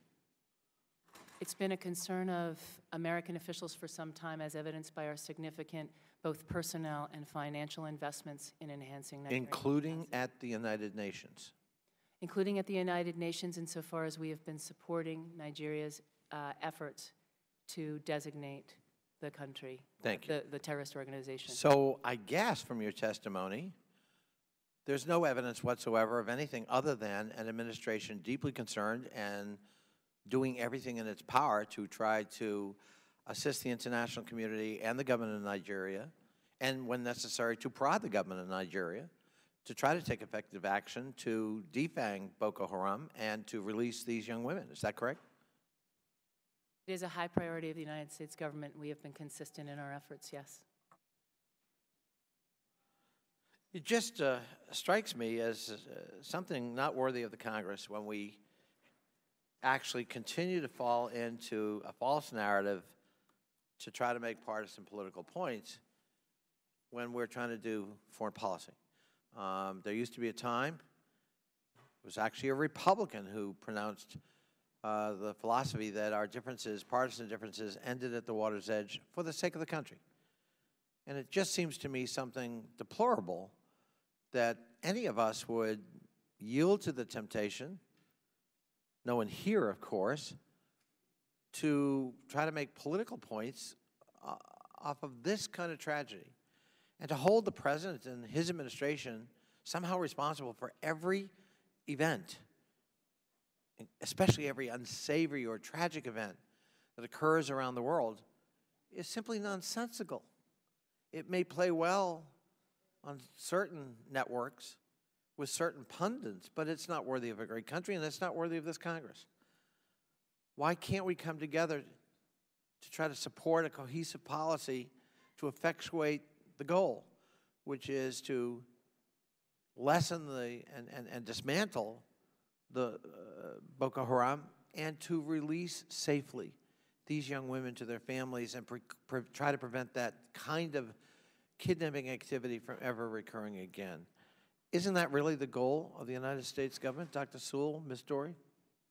And I need you to answer on the record. Shaking head doesn't, we can't record that. I think all Americans share a concern about the schoolgirls and the threat from Boko Haram, and I believe that the United States will be stronger in supporting the desires of the American people if it speaks with one voice in that regard. Ms. Dorey. I agree with the objectives as you laid out, the safe recovery of the schoolgirls and the effective addressal of Boko Haram as a threat to Nigeria and the broader region. And those are our goals? Those are the goals of this government, is that correct? Those are among our many goals when we're relating to Nigeria and in the broader region. Well, yeah, I'm talking specifically, since this hearing's focused on that, about the Boko Haram activity. And obviously, it's not only the desire of all Americans, Dr. Sewell, it is in fact the pronounced policy of the United States government that we want them released. Is that not correct? That is correct. And we're doing everything in our... Rodriguez and I traveled to Nigeria to convey that very point. That's right. And one final question. Can you both reassure us that our government is doing everything in its power to effectuate that end? The President, the Secretary of State, and the entire government is doing everything it can to effectuate that end.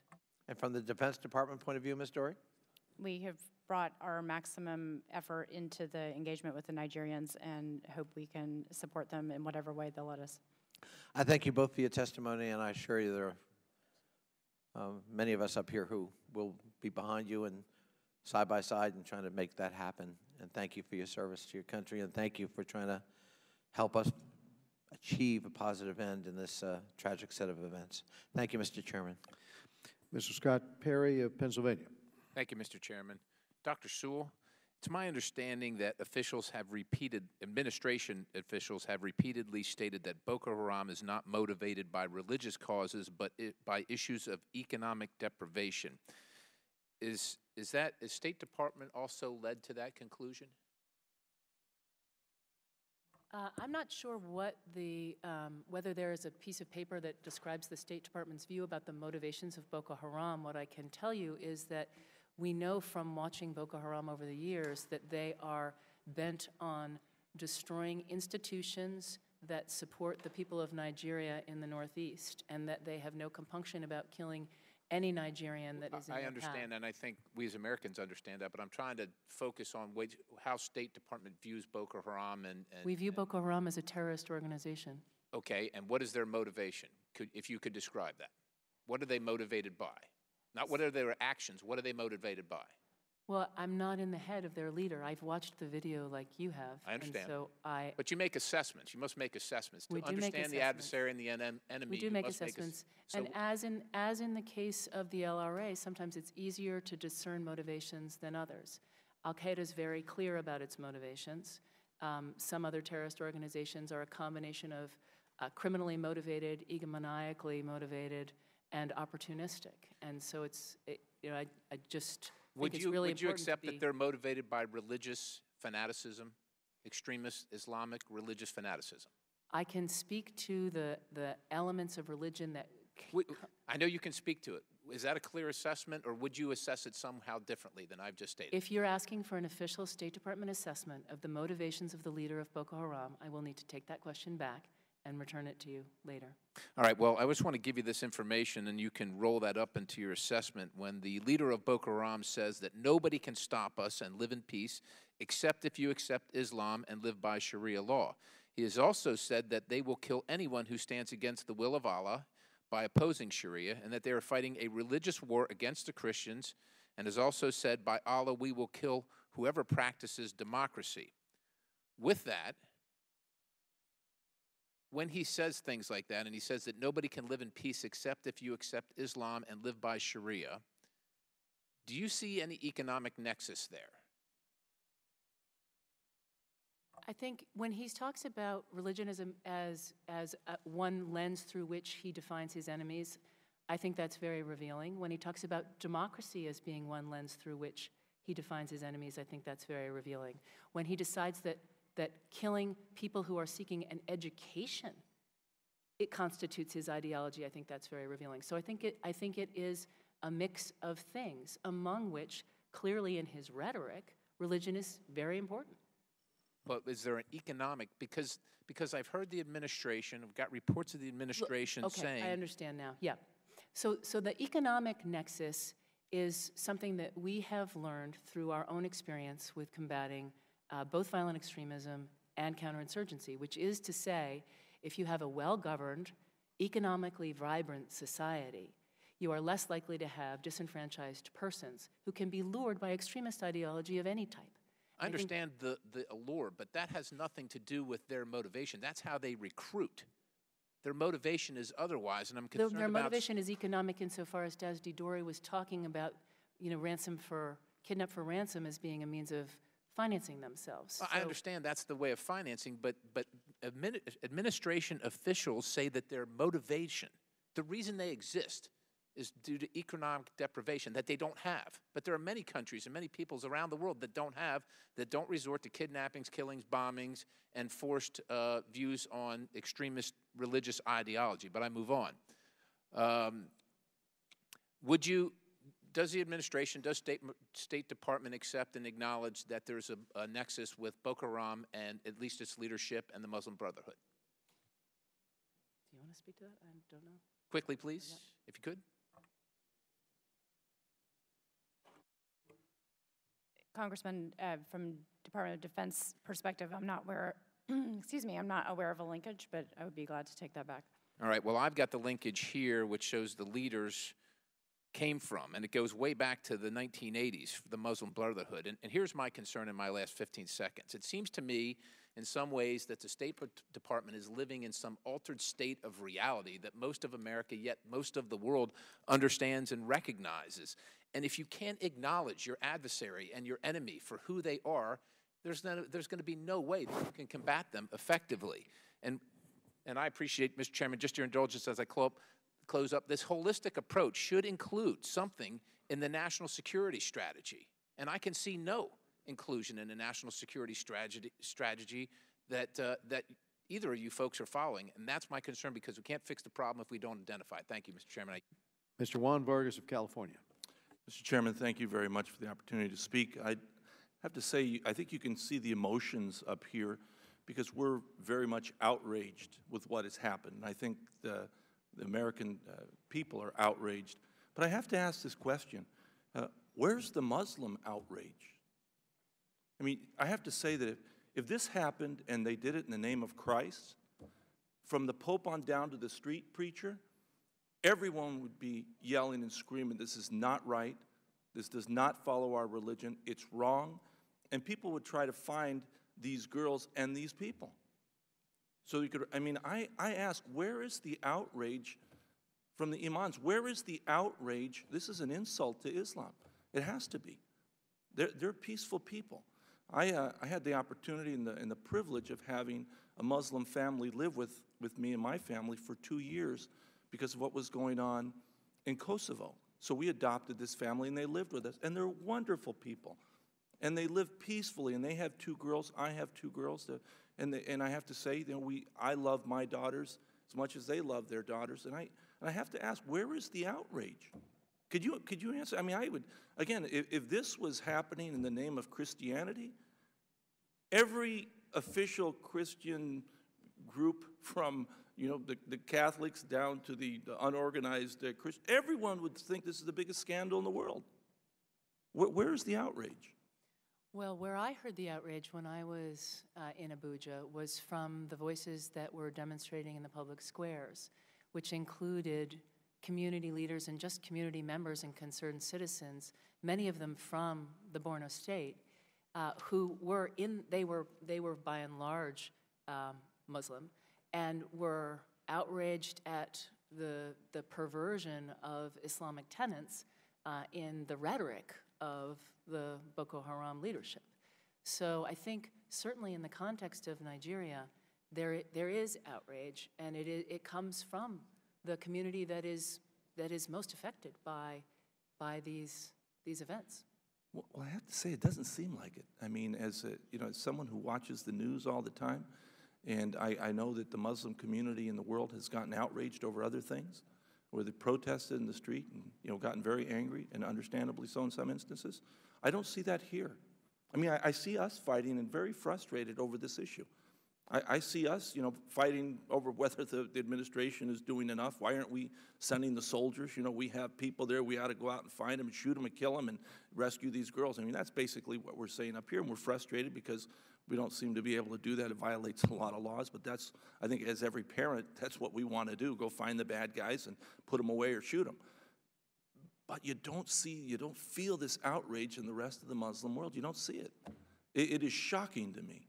You would think that they'd be turning in these people and saying, here they are, come and get them, here they are. And you don't seem to, at least, or maybe you could tell us, is there, and maybe you'll tell us in a secure situation, a classified briefing, but is there that type of help in the community there? Are they helping us find the bad guys?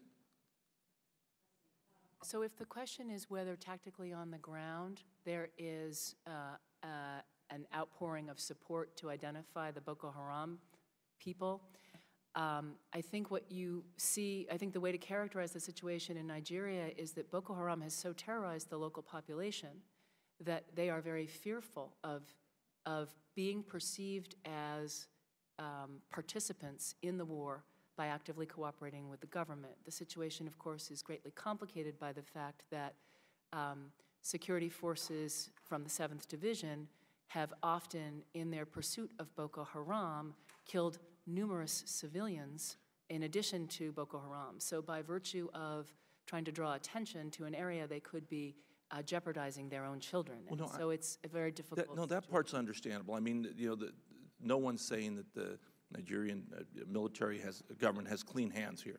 I mean, I think that's the issue. I mean, they've done some terrible things, and that's why I think the population, has a lot of issues. I mean, that's the underlying problem you're trying to solve. But at the same time, it seems that there was more outrage in the Muslim world. There would be more pressure to try to find these guys and rescue these girls, and there doesn't seem to be it. I guess that's really my question, and I will yield back after that, Mr. Chairman. But again, I find it disturbing that there is not more outrage, that the outrage comes from the Western world, and the outrage should be coming from the Muslim world, saying we got to do something here. Thank you. Thank you, Mr. Vargas. Ms. Dorey has to be at the Pentagon for a meeting at noon, and we appreciate her being here this morning. I'll remind members of an all-house closed session on Boko Haram which we will be doing, Elliot and Engel and I in the House will be doing tomorrow. Dr. Sewell has agreed to finish with our members who remain. So we appreciate that very much, but Ms. Dorey, we will let you go. Thank you. We go now to Ron DeSantos from Florida. Thank you, Mr. Chairman.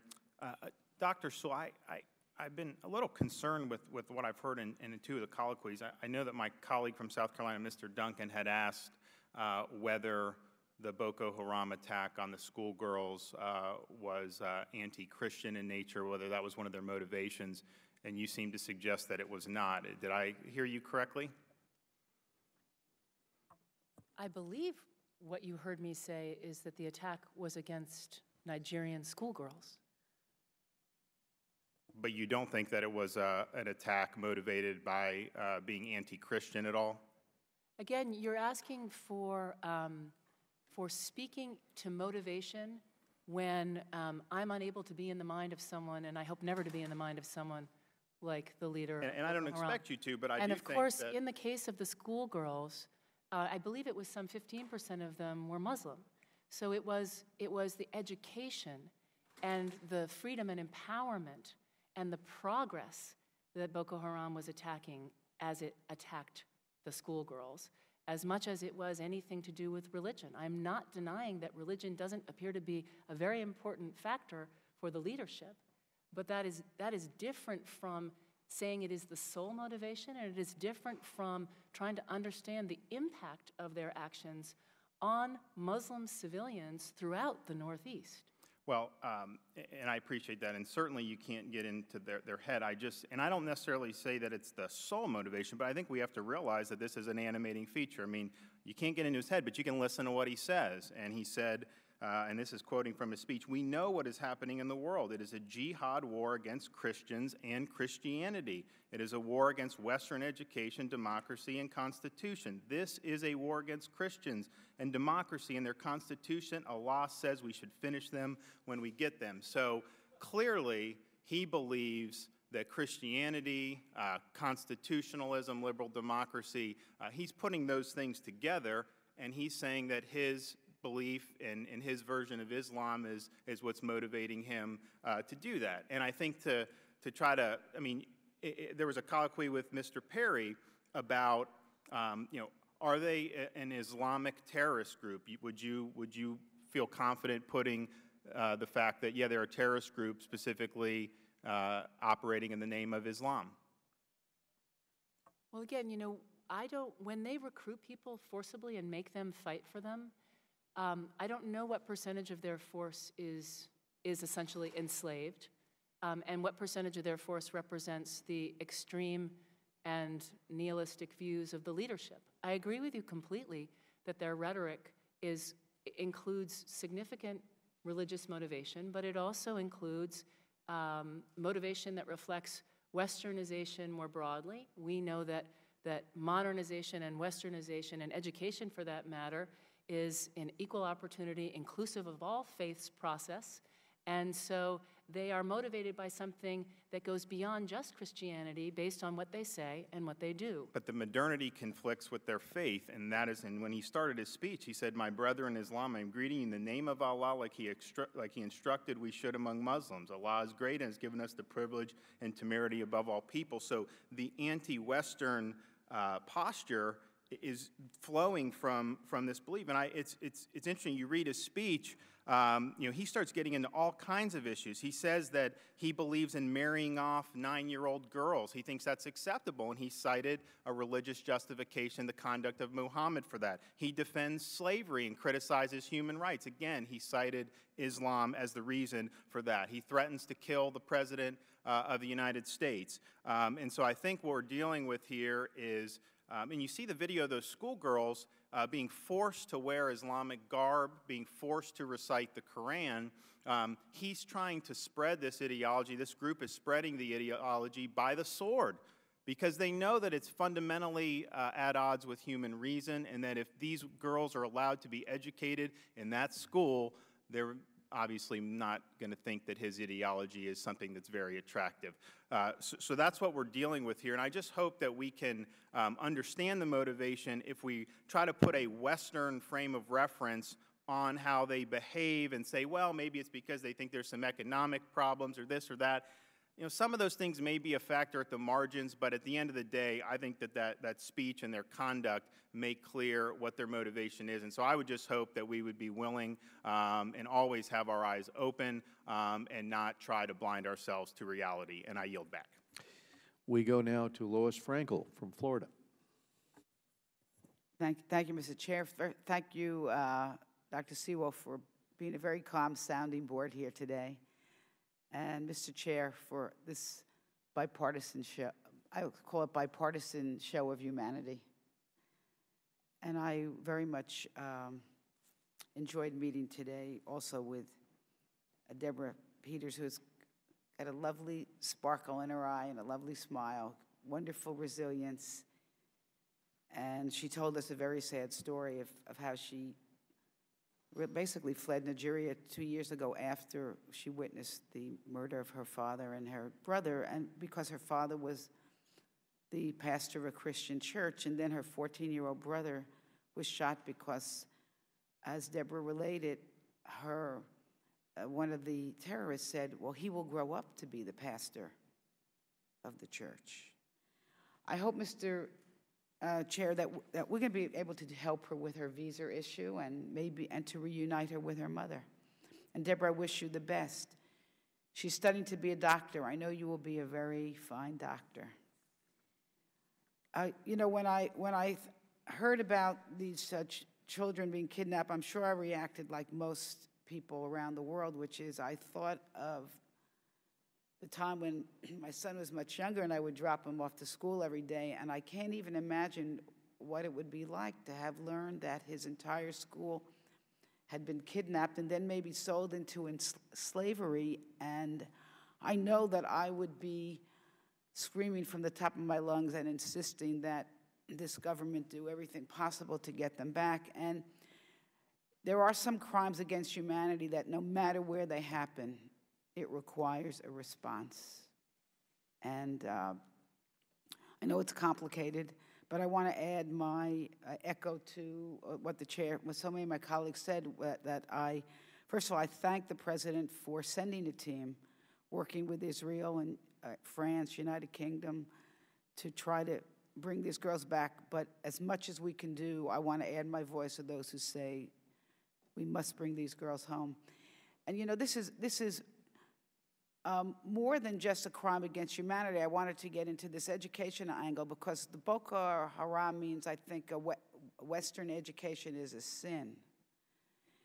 So, because they know that when you educate children, it is a step towards freedom, democracy, and peace in the world, to have educated children, educated with a Western slant. And so when we allow children to be kidnapped because they are partaking in Western education, we are failing our own children here. So I hope we can do more. And along those lines, I wanted to ask you, and I know this is a long-term situation, but what are we doing to try to fight the corruption that we're finding, which seems to be endemic in so many of these governments that are having such serious problems around the world? Thanks. So first, we don't shy away from the issue. We raise it as in the bilateral conversation because it is ultimately a limiting factor, not just in how we interact with the government, but also in terms of the government's ability to provide for and protect its citizens. And so we are vocal about our concerns. We also work with specific elements within the law enforcement sector to improve both investigatory capacity and, in many cases, judicial capacity to identify and prosecute corruption cases. This has been a hallmark of our assistance in many different areas of the world. And it is capacity building in a rule-bound, values-based, accountable and transparent ethos. It is slow work. It is painstaking work, and it does ultimately require the commitment of an ever-enlarging circle of leadership within whichever country we are seeking to support anti-corruption efforts. And many countries take different approaches to trying to address widespread and systematic corruption, and there are different degrees of success with different approaches. So we continue to do whatever we are able, and in the case of Nigeria, it has been very specific training and capacity building. And we will continue to press this issue because, you know, Nigeria is the most populous country in Africa. It is, you know, an economic juggernaut, and it is extraordinarily diverse and extraordinarily important for a whole host of American security interests. They have elections coming up in 2015. The future of democracy is very much at issue in those elections in terms of both the transparency of the elections and the risk of violence afterwards. If Nigeria can handle, can address its corruption in a meaningful way, there is no limit on what that country can become. And it is a huge opportunity there for the government to seize. So it's very much in their interest to address it. But the conversation will be ongoing, and we will continue to press it. Thank you, and yield back, Mr. Chair. Thank you. We go to Mr. Ted Yoho of Florida. Thank you, Mr. Chairman. Doc, appreciate you sitting through this. And I'm looking at your title, Undersecretary of Civilian Security, Democracy, and Human Rights, and you've been there since February 2014, correct? I just find it interesting when I look back over the history of Nigeria, the amount of foreign aid that's been given there. It's roughly over $400 billion, which is 6 times the Marshall Plan to rebuild Europe after World War II for one country. Yet it's wrought with corruption, and the Department Undersecretary of Civilian Security, Democracy, and Human Rights, we've been fighting that campaign for what, 20, 30, 40 years to try to correct that problem over there. And without putting blame on any administration, it's a problem with what we're trying to accomplish and how we go about it. We give money over and over again. Last year, we gave $693 million. 2012, we gave $647 million. The majority, their legislators make the highest wages in any government in the world, more than the British Parliament. Yet the average wage, over 70% of the population, lives below 1.29 pounds a day, which is about less than $4 a day. And we're giving all this foreign aid, and then we have the situation with what we have with Boko Haram and the situation we have with that. We're not getting to the root cause of the problem. What do you see that we do different than what we've done in the past to change the dynamics? Because if you don't change the dynamics, nothing's going to change. They're going to continue to kidnap people. They're going to continue to kill people, and they're going to continue to have a corrupt government. What are we doing? And I saw the Obama administration threaten to cut off all foreign aid to them, which I applaud. How do we go further and change the dynamics over there? And I'd like to hear what you have to say about that. Sure. Well, I think, you know, again, if we parse the question a little bit in the context of what kind of aid do we provide and what do we get for it, my understanding is that the bulk of our assistance, certainly now, I can't speak to 40 years ago, but certainly now, is in the realm of health assistance, significantly HIV/AIDS assistance. And so, but that's going to continue. I mean, the problem is going to continue. If they don't care for their own people, we can't go in there. We can build any school you want, but if they're going to come back there and just dismantle it, it's what do you do to the government to change government without telling them how to live? You know, what is that underlying cause or core value that they want to see succeed in their country for their people? And if they don't have that, we don't need to be giving them aid. So the government is not tearing down things. It's Boko Haram that's tearing down things. And so the issue of government performance in the Northeast is related to its failure to defeat Boko Haram, which has many different components, as you're alluding. Boko Haram is just a fruition of government not being in check and taking care of what they need to, because they're not building the infrastructure. If they're taking all that wealth, I mean, there was $11 billion in oil money that was funneled off that went to the politicians. Back in the 90s, there was the president, Sani Abacha, died in bed with 2 Indian prostitutes worth $4 billion, and they're not taking care of their own country. And if they don't want to take care of their own country, nothing's going to change. And I want to know what we're going to do from a foreign policy standpoint to change the dynamics of that. So one of the important changes has been the movement toward democracy. I mean, I think we can all agree that that is a significant change in the context of Nigeria's history. And so one of the more important things to do is to support a transparent and accountable democratic process. And I spent a significant amount of time talking to the government about the upcoming 2015 elections and how it would be run and how hopefully they won't be disenfranchising the 3 states in the north by virtue of a state of emergency, and how we need to be planning now, encourage them to plan now for violence that predictably happens after the elections. So democracy is one big theme of change. But in terms of what I think you're coming from, and then the issue of, if you have a democratic system that is vibrant, you have the ability to hold people to account. And so the focus that the United States has had on enhancing civil society voices to hold governments accountable and to demand greater transparency in budgets, for example, is a long-term process, but I think that's one hopeful mechanism.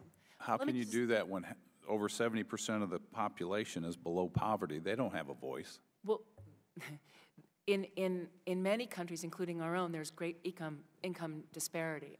But if you have a vote, you have a vote. And so that is, I think, an important element of democracy.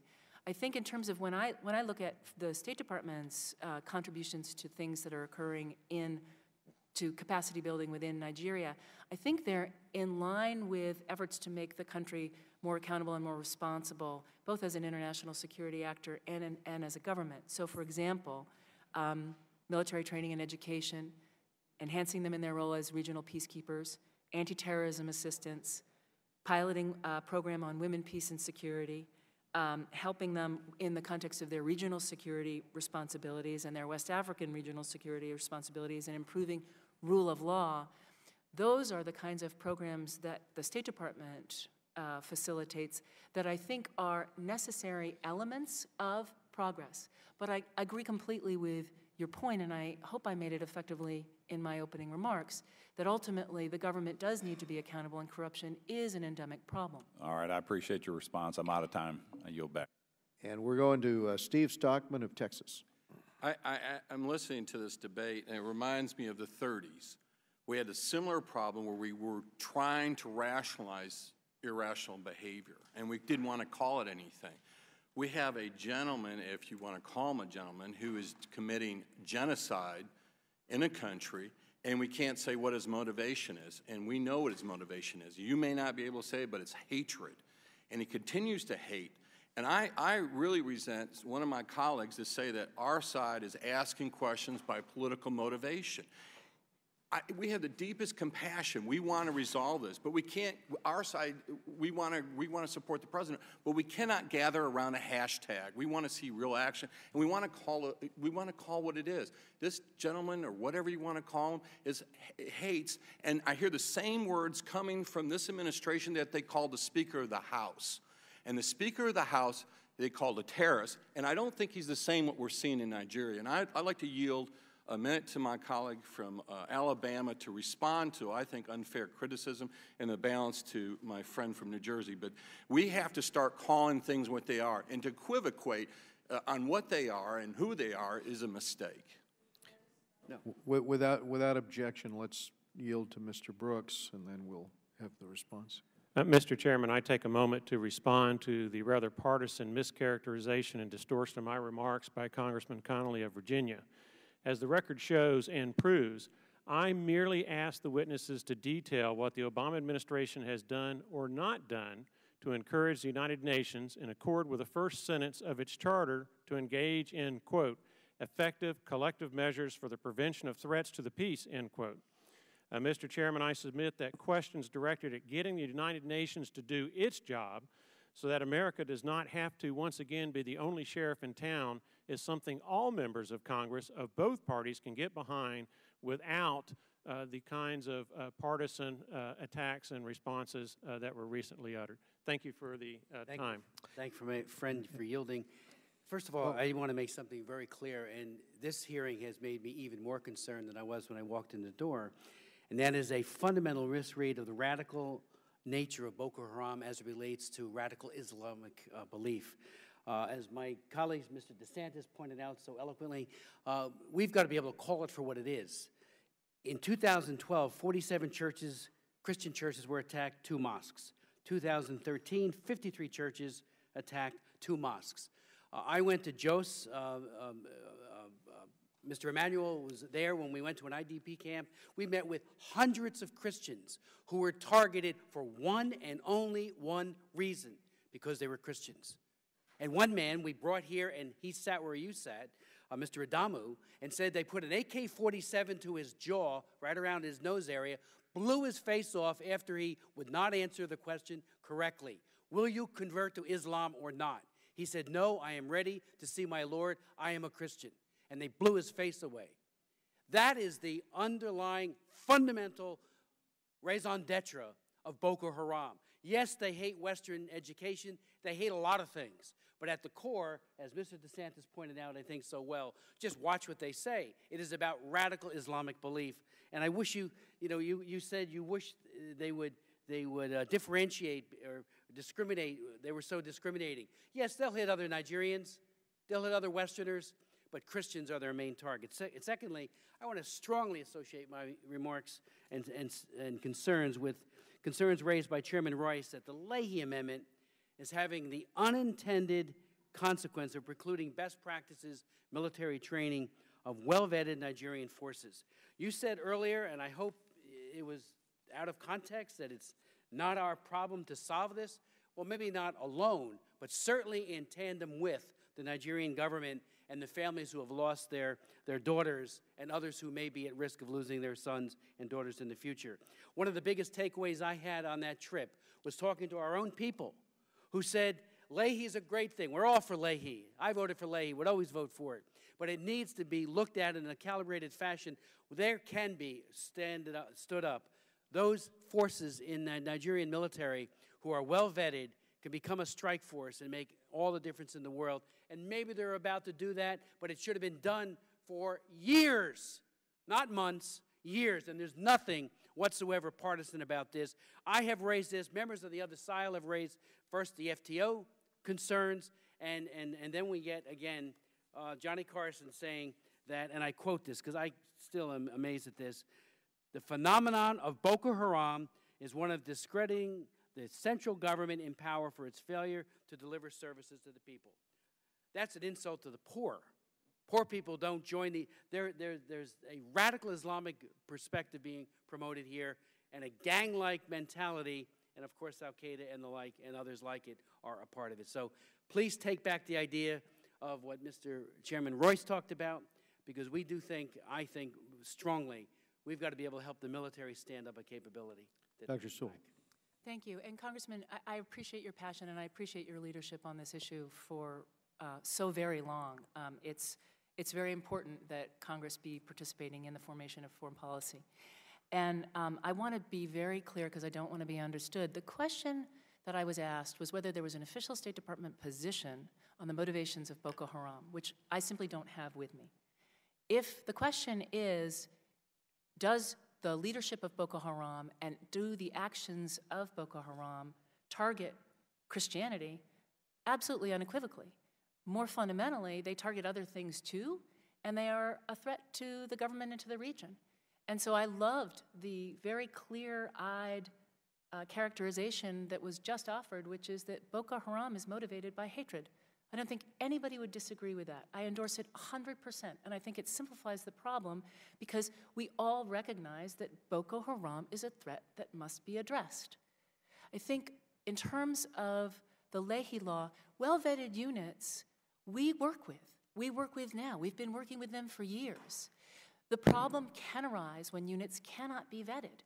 But where units are vetted, and only 50% have not been able to be vetted, the United States is engaging in robust security cooperation. And so I think it's just very important as we look at the Leahy Law and as we remember that the fight in Nigeria is fundamentally about human rights and freedoms, we would wish to honor the Leahy Law's commitment to human rights in that context. And it's only if we were to find that we could not do that, be both consistent to the Leahy Law's commitment to human rights and work in support of the human rights of Nigerians, that we would need to look at alternatives. So I just wanted to both be very clear about my endorsement of the characterization as the motivation of Boko Haram as being hatred, and I think that's a very powerful and unifying way to think about the problem, which is a regional, if not international, problem, and agree with you that in the context of the Leahy Law, where units are well vetted, we should and we are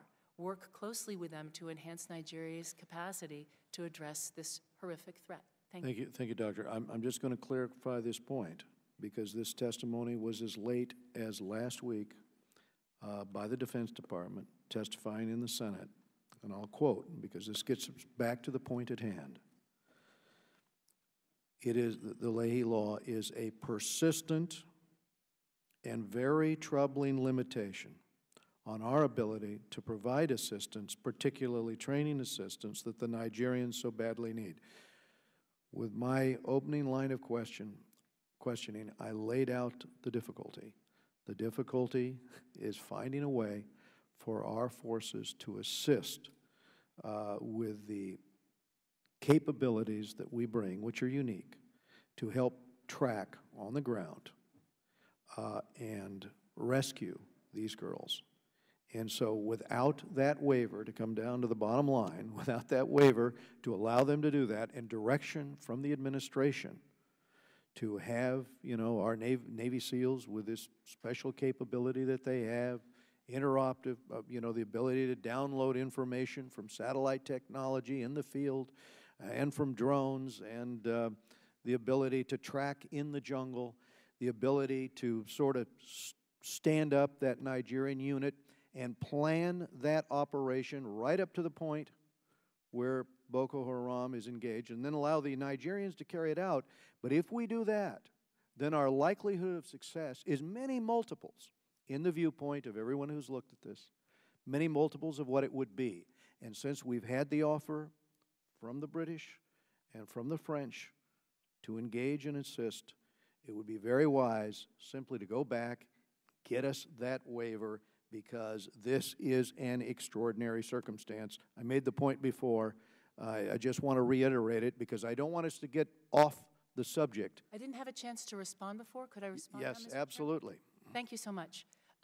So there are two different issues, and I am guessing, I'm not familiar with the DoD comment, but I am guessing that the concern about Leahy as a constraint was a concern in reference to the units for whom we were unable to vet them, which is some 50% of the Nigerian military. I don't wish to suggest it's not a problem, but it's 50%, and so I just want to differentiate that from the question, which, Mr. Chairman, you're rightly putting, about the need to be cooperative in a very operational sense with the effort to return the schoolgirls. And there we are, by virtue of an agreement that I carried with me to Abuja. We have now intelligence sharing arrangements. We Dr. have Sewell, planners. to get to the point, and if you'll recall my original testimony, you know what we do with the Lord's Resistance Army. We put our special ops in the field, on the ground, with Ugandan units and other units, in order to track, in order to try to suppress Joseph Kony. Okay? So in this particular case, we have a situation where we are not doing this.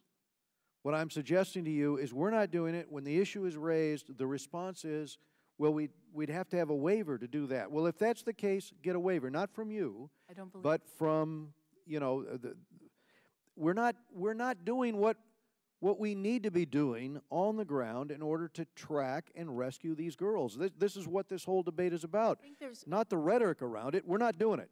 So if you don't need a change to do it, if you don't need a waiver to do it, go back and report I will. that We'll take your in Congress we feel it needs to be done now. Because the longer we wait and debate it, the farther removed these brigands get with their captives, and the harder it's going to be to apprehend and rescue these girls.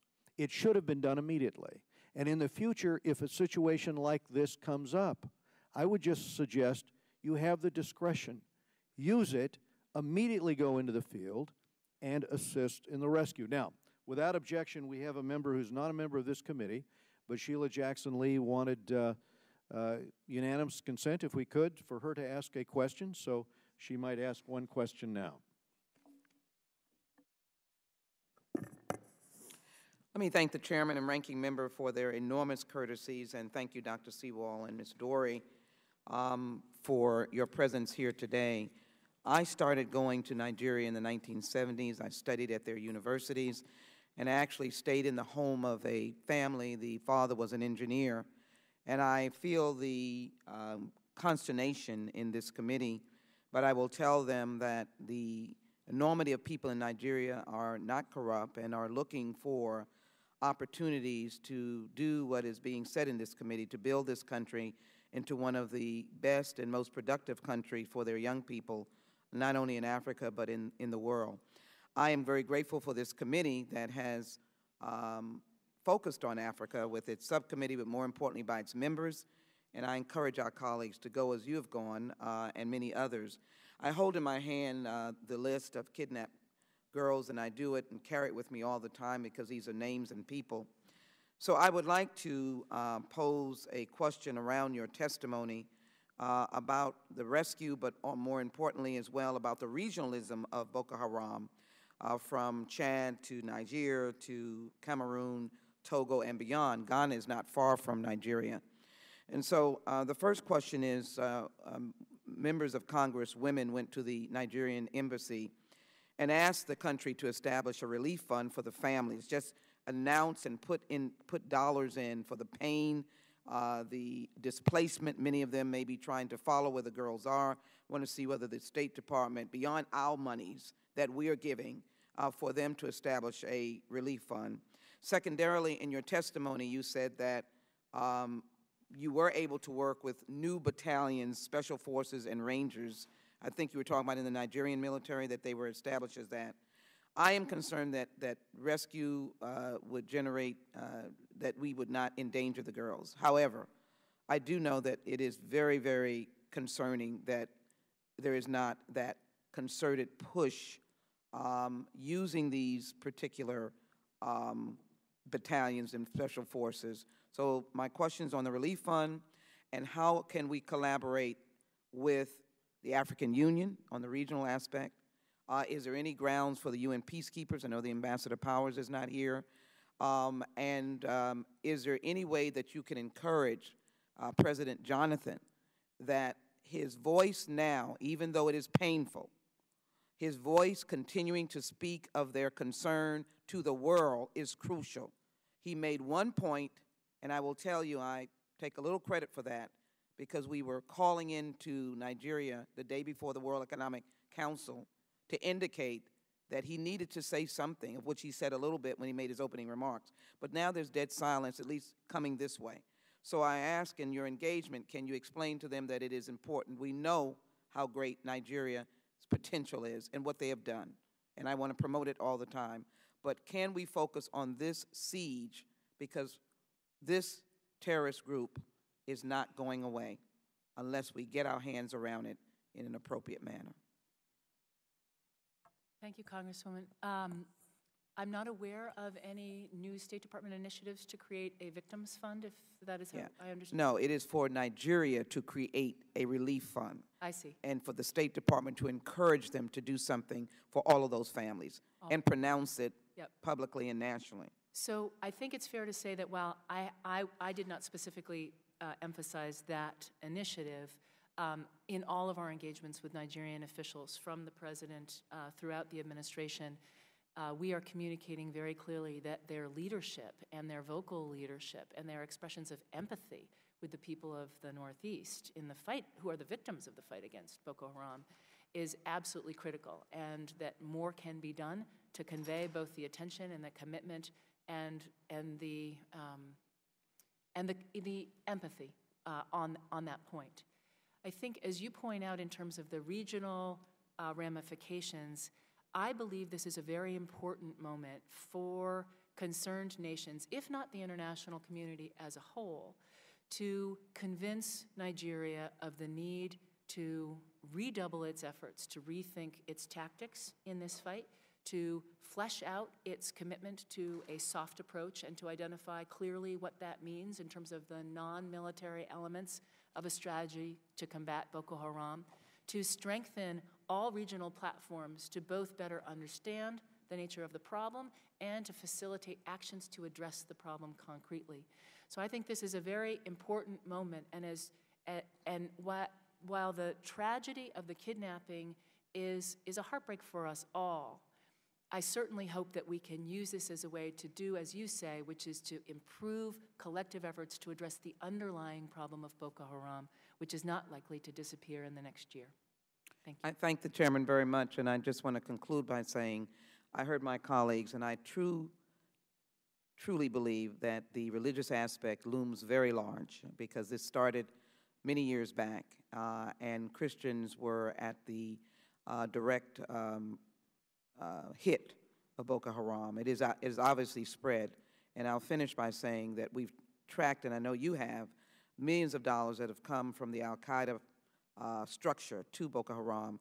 It is really an international issue, and it really is an issue that will impact the United States maybe at some point, and I think it is very important that we're in it for that reason and the reason for the love and need for these children to be returned to their families and the respect we have for the continent and its friendship to us. And I yield back. Well, we appreciate both of our witnesses being here this morning. Dr. Sewell, we appreciate you finishing out the panel. Thank you very much. The situation with these girls is critical. Members of the committee want to do all that they can to assist State and Department of Defense with any additional authority we may need in order to help secure a rescue. What I was suggesting, the technical terminology for it, is an upgrade to an advise and assist role. So if that could be conveyed, I very much appreciate it. And also, we very much appreciate Deborah Peter being with us, and thank you so much for your meeting with the members of our committee this morning, Deborah. With that, we stand adjourned.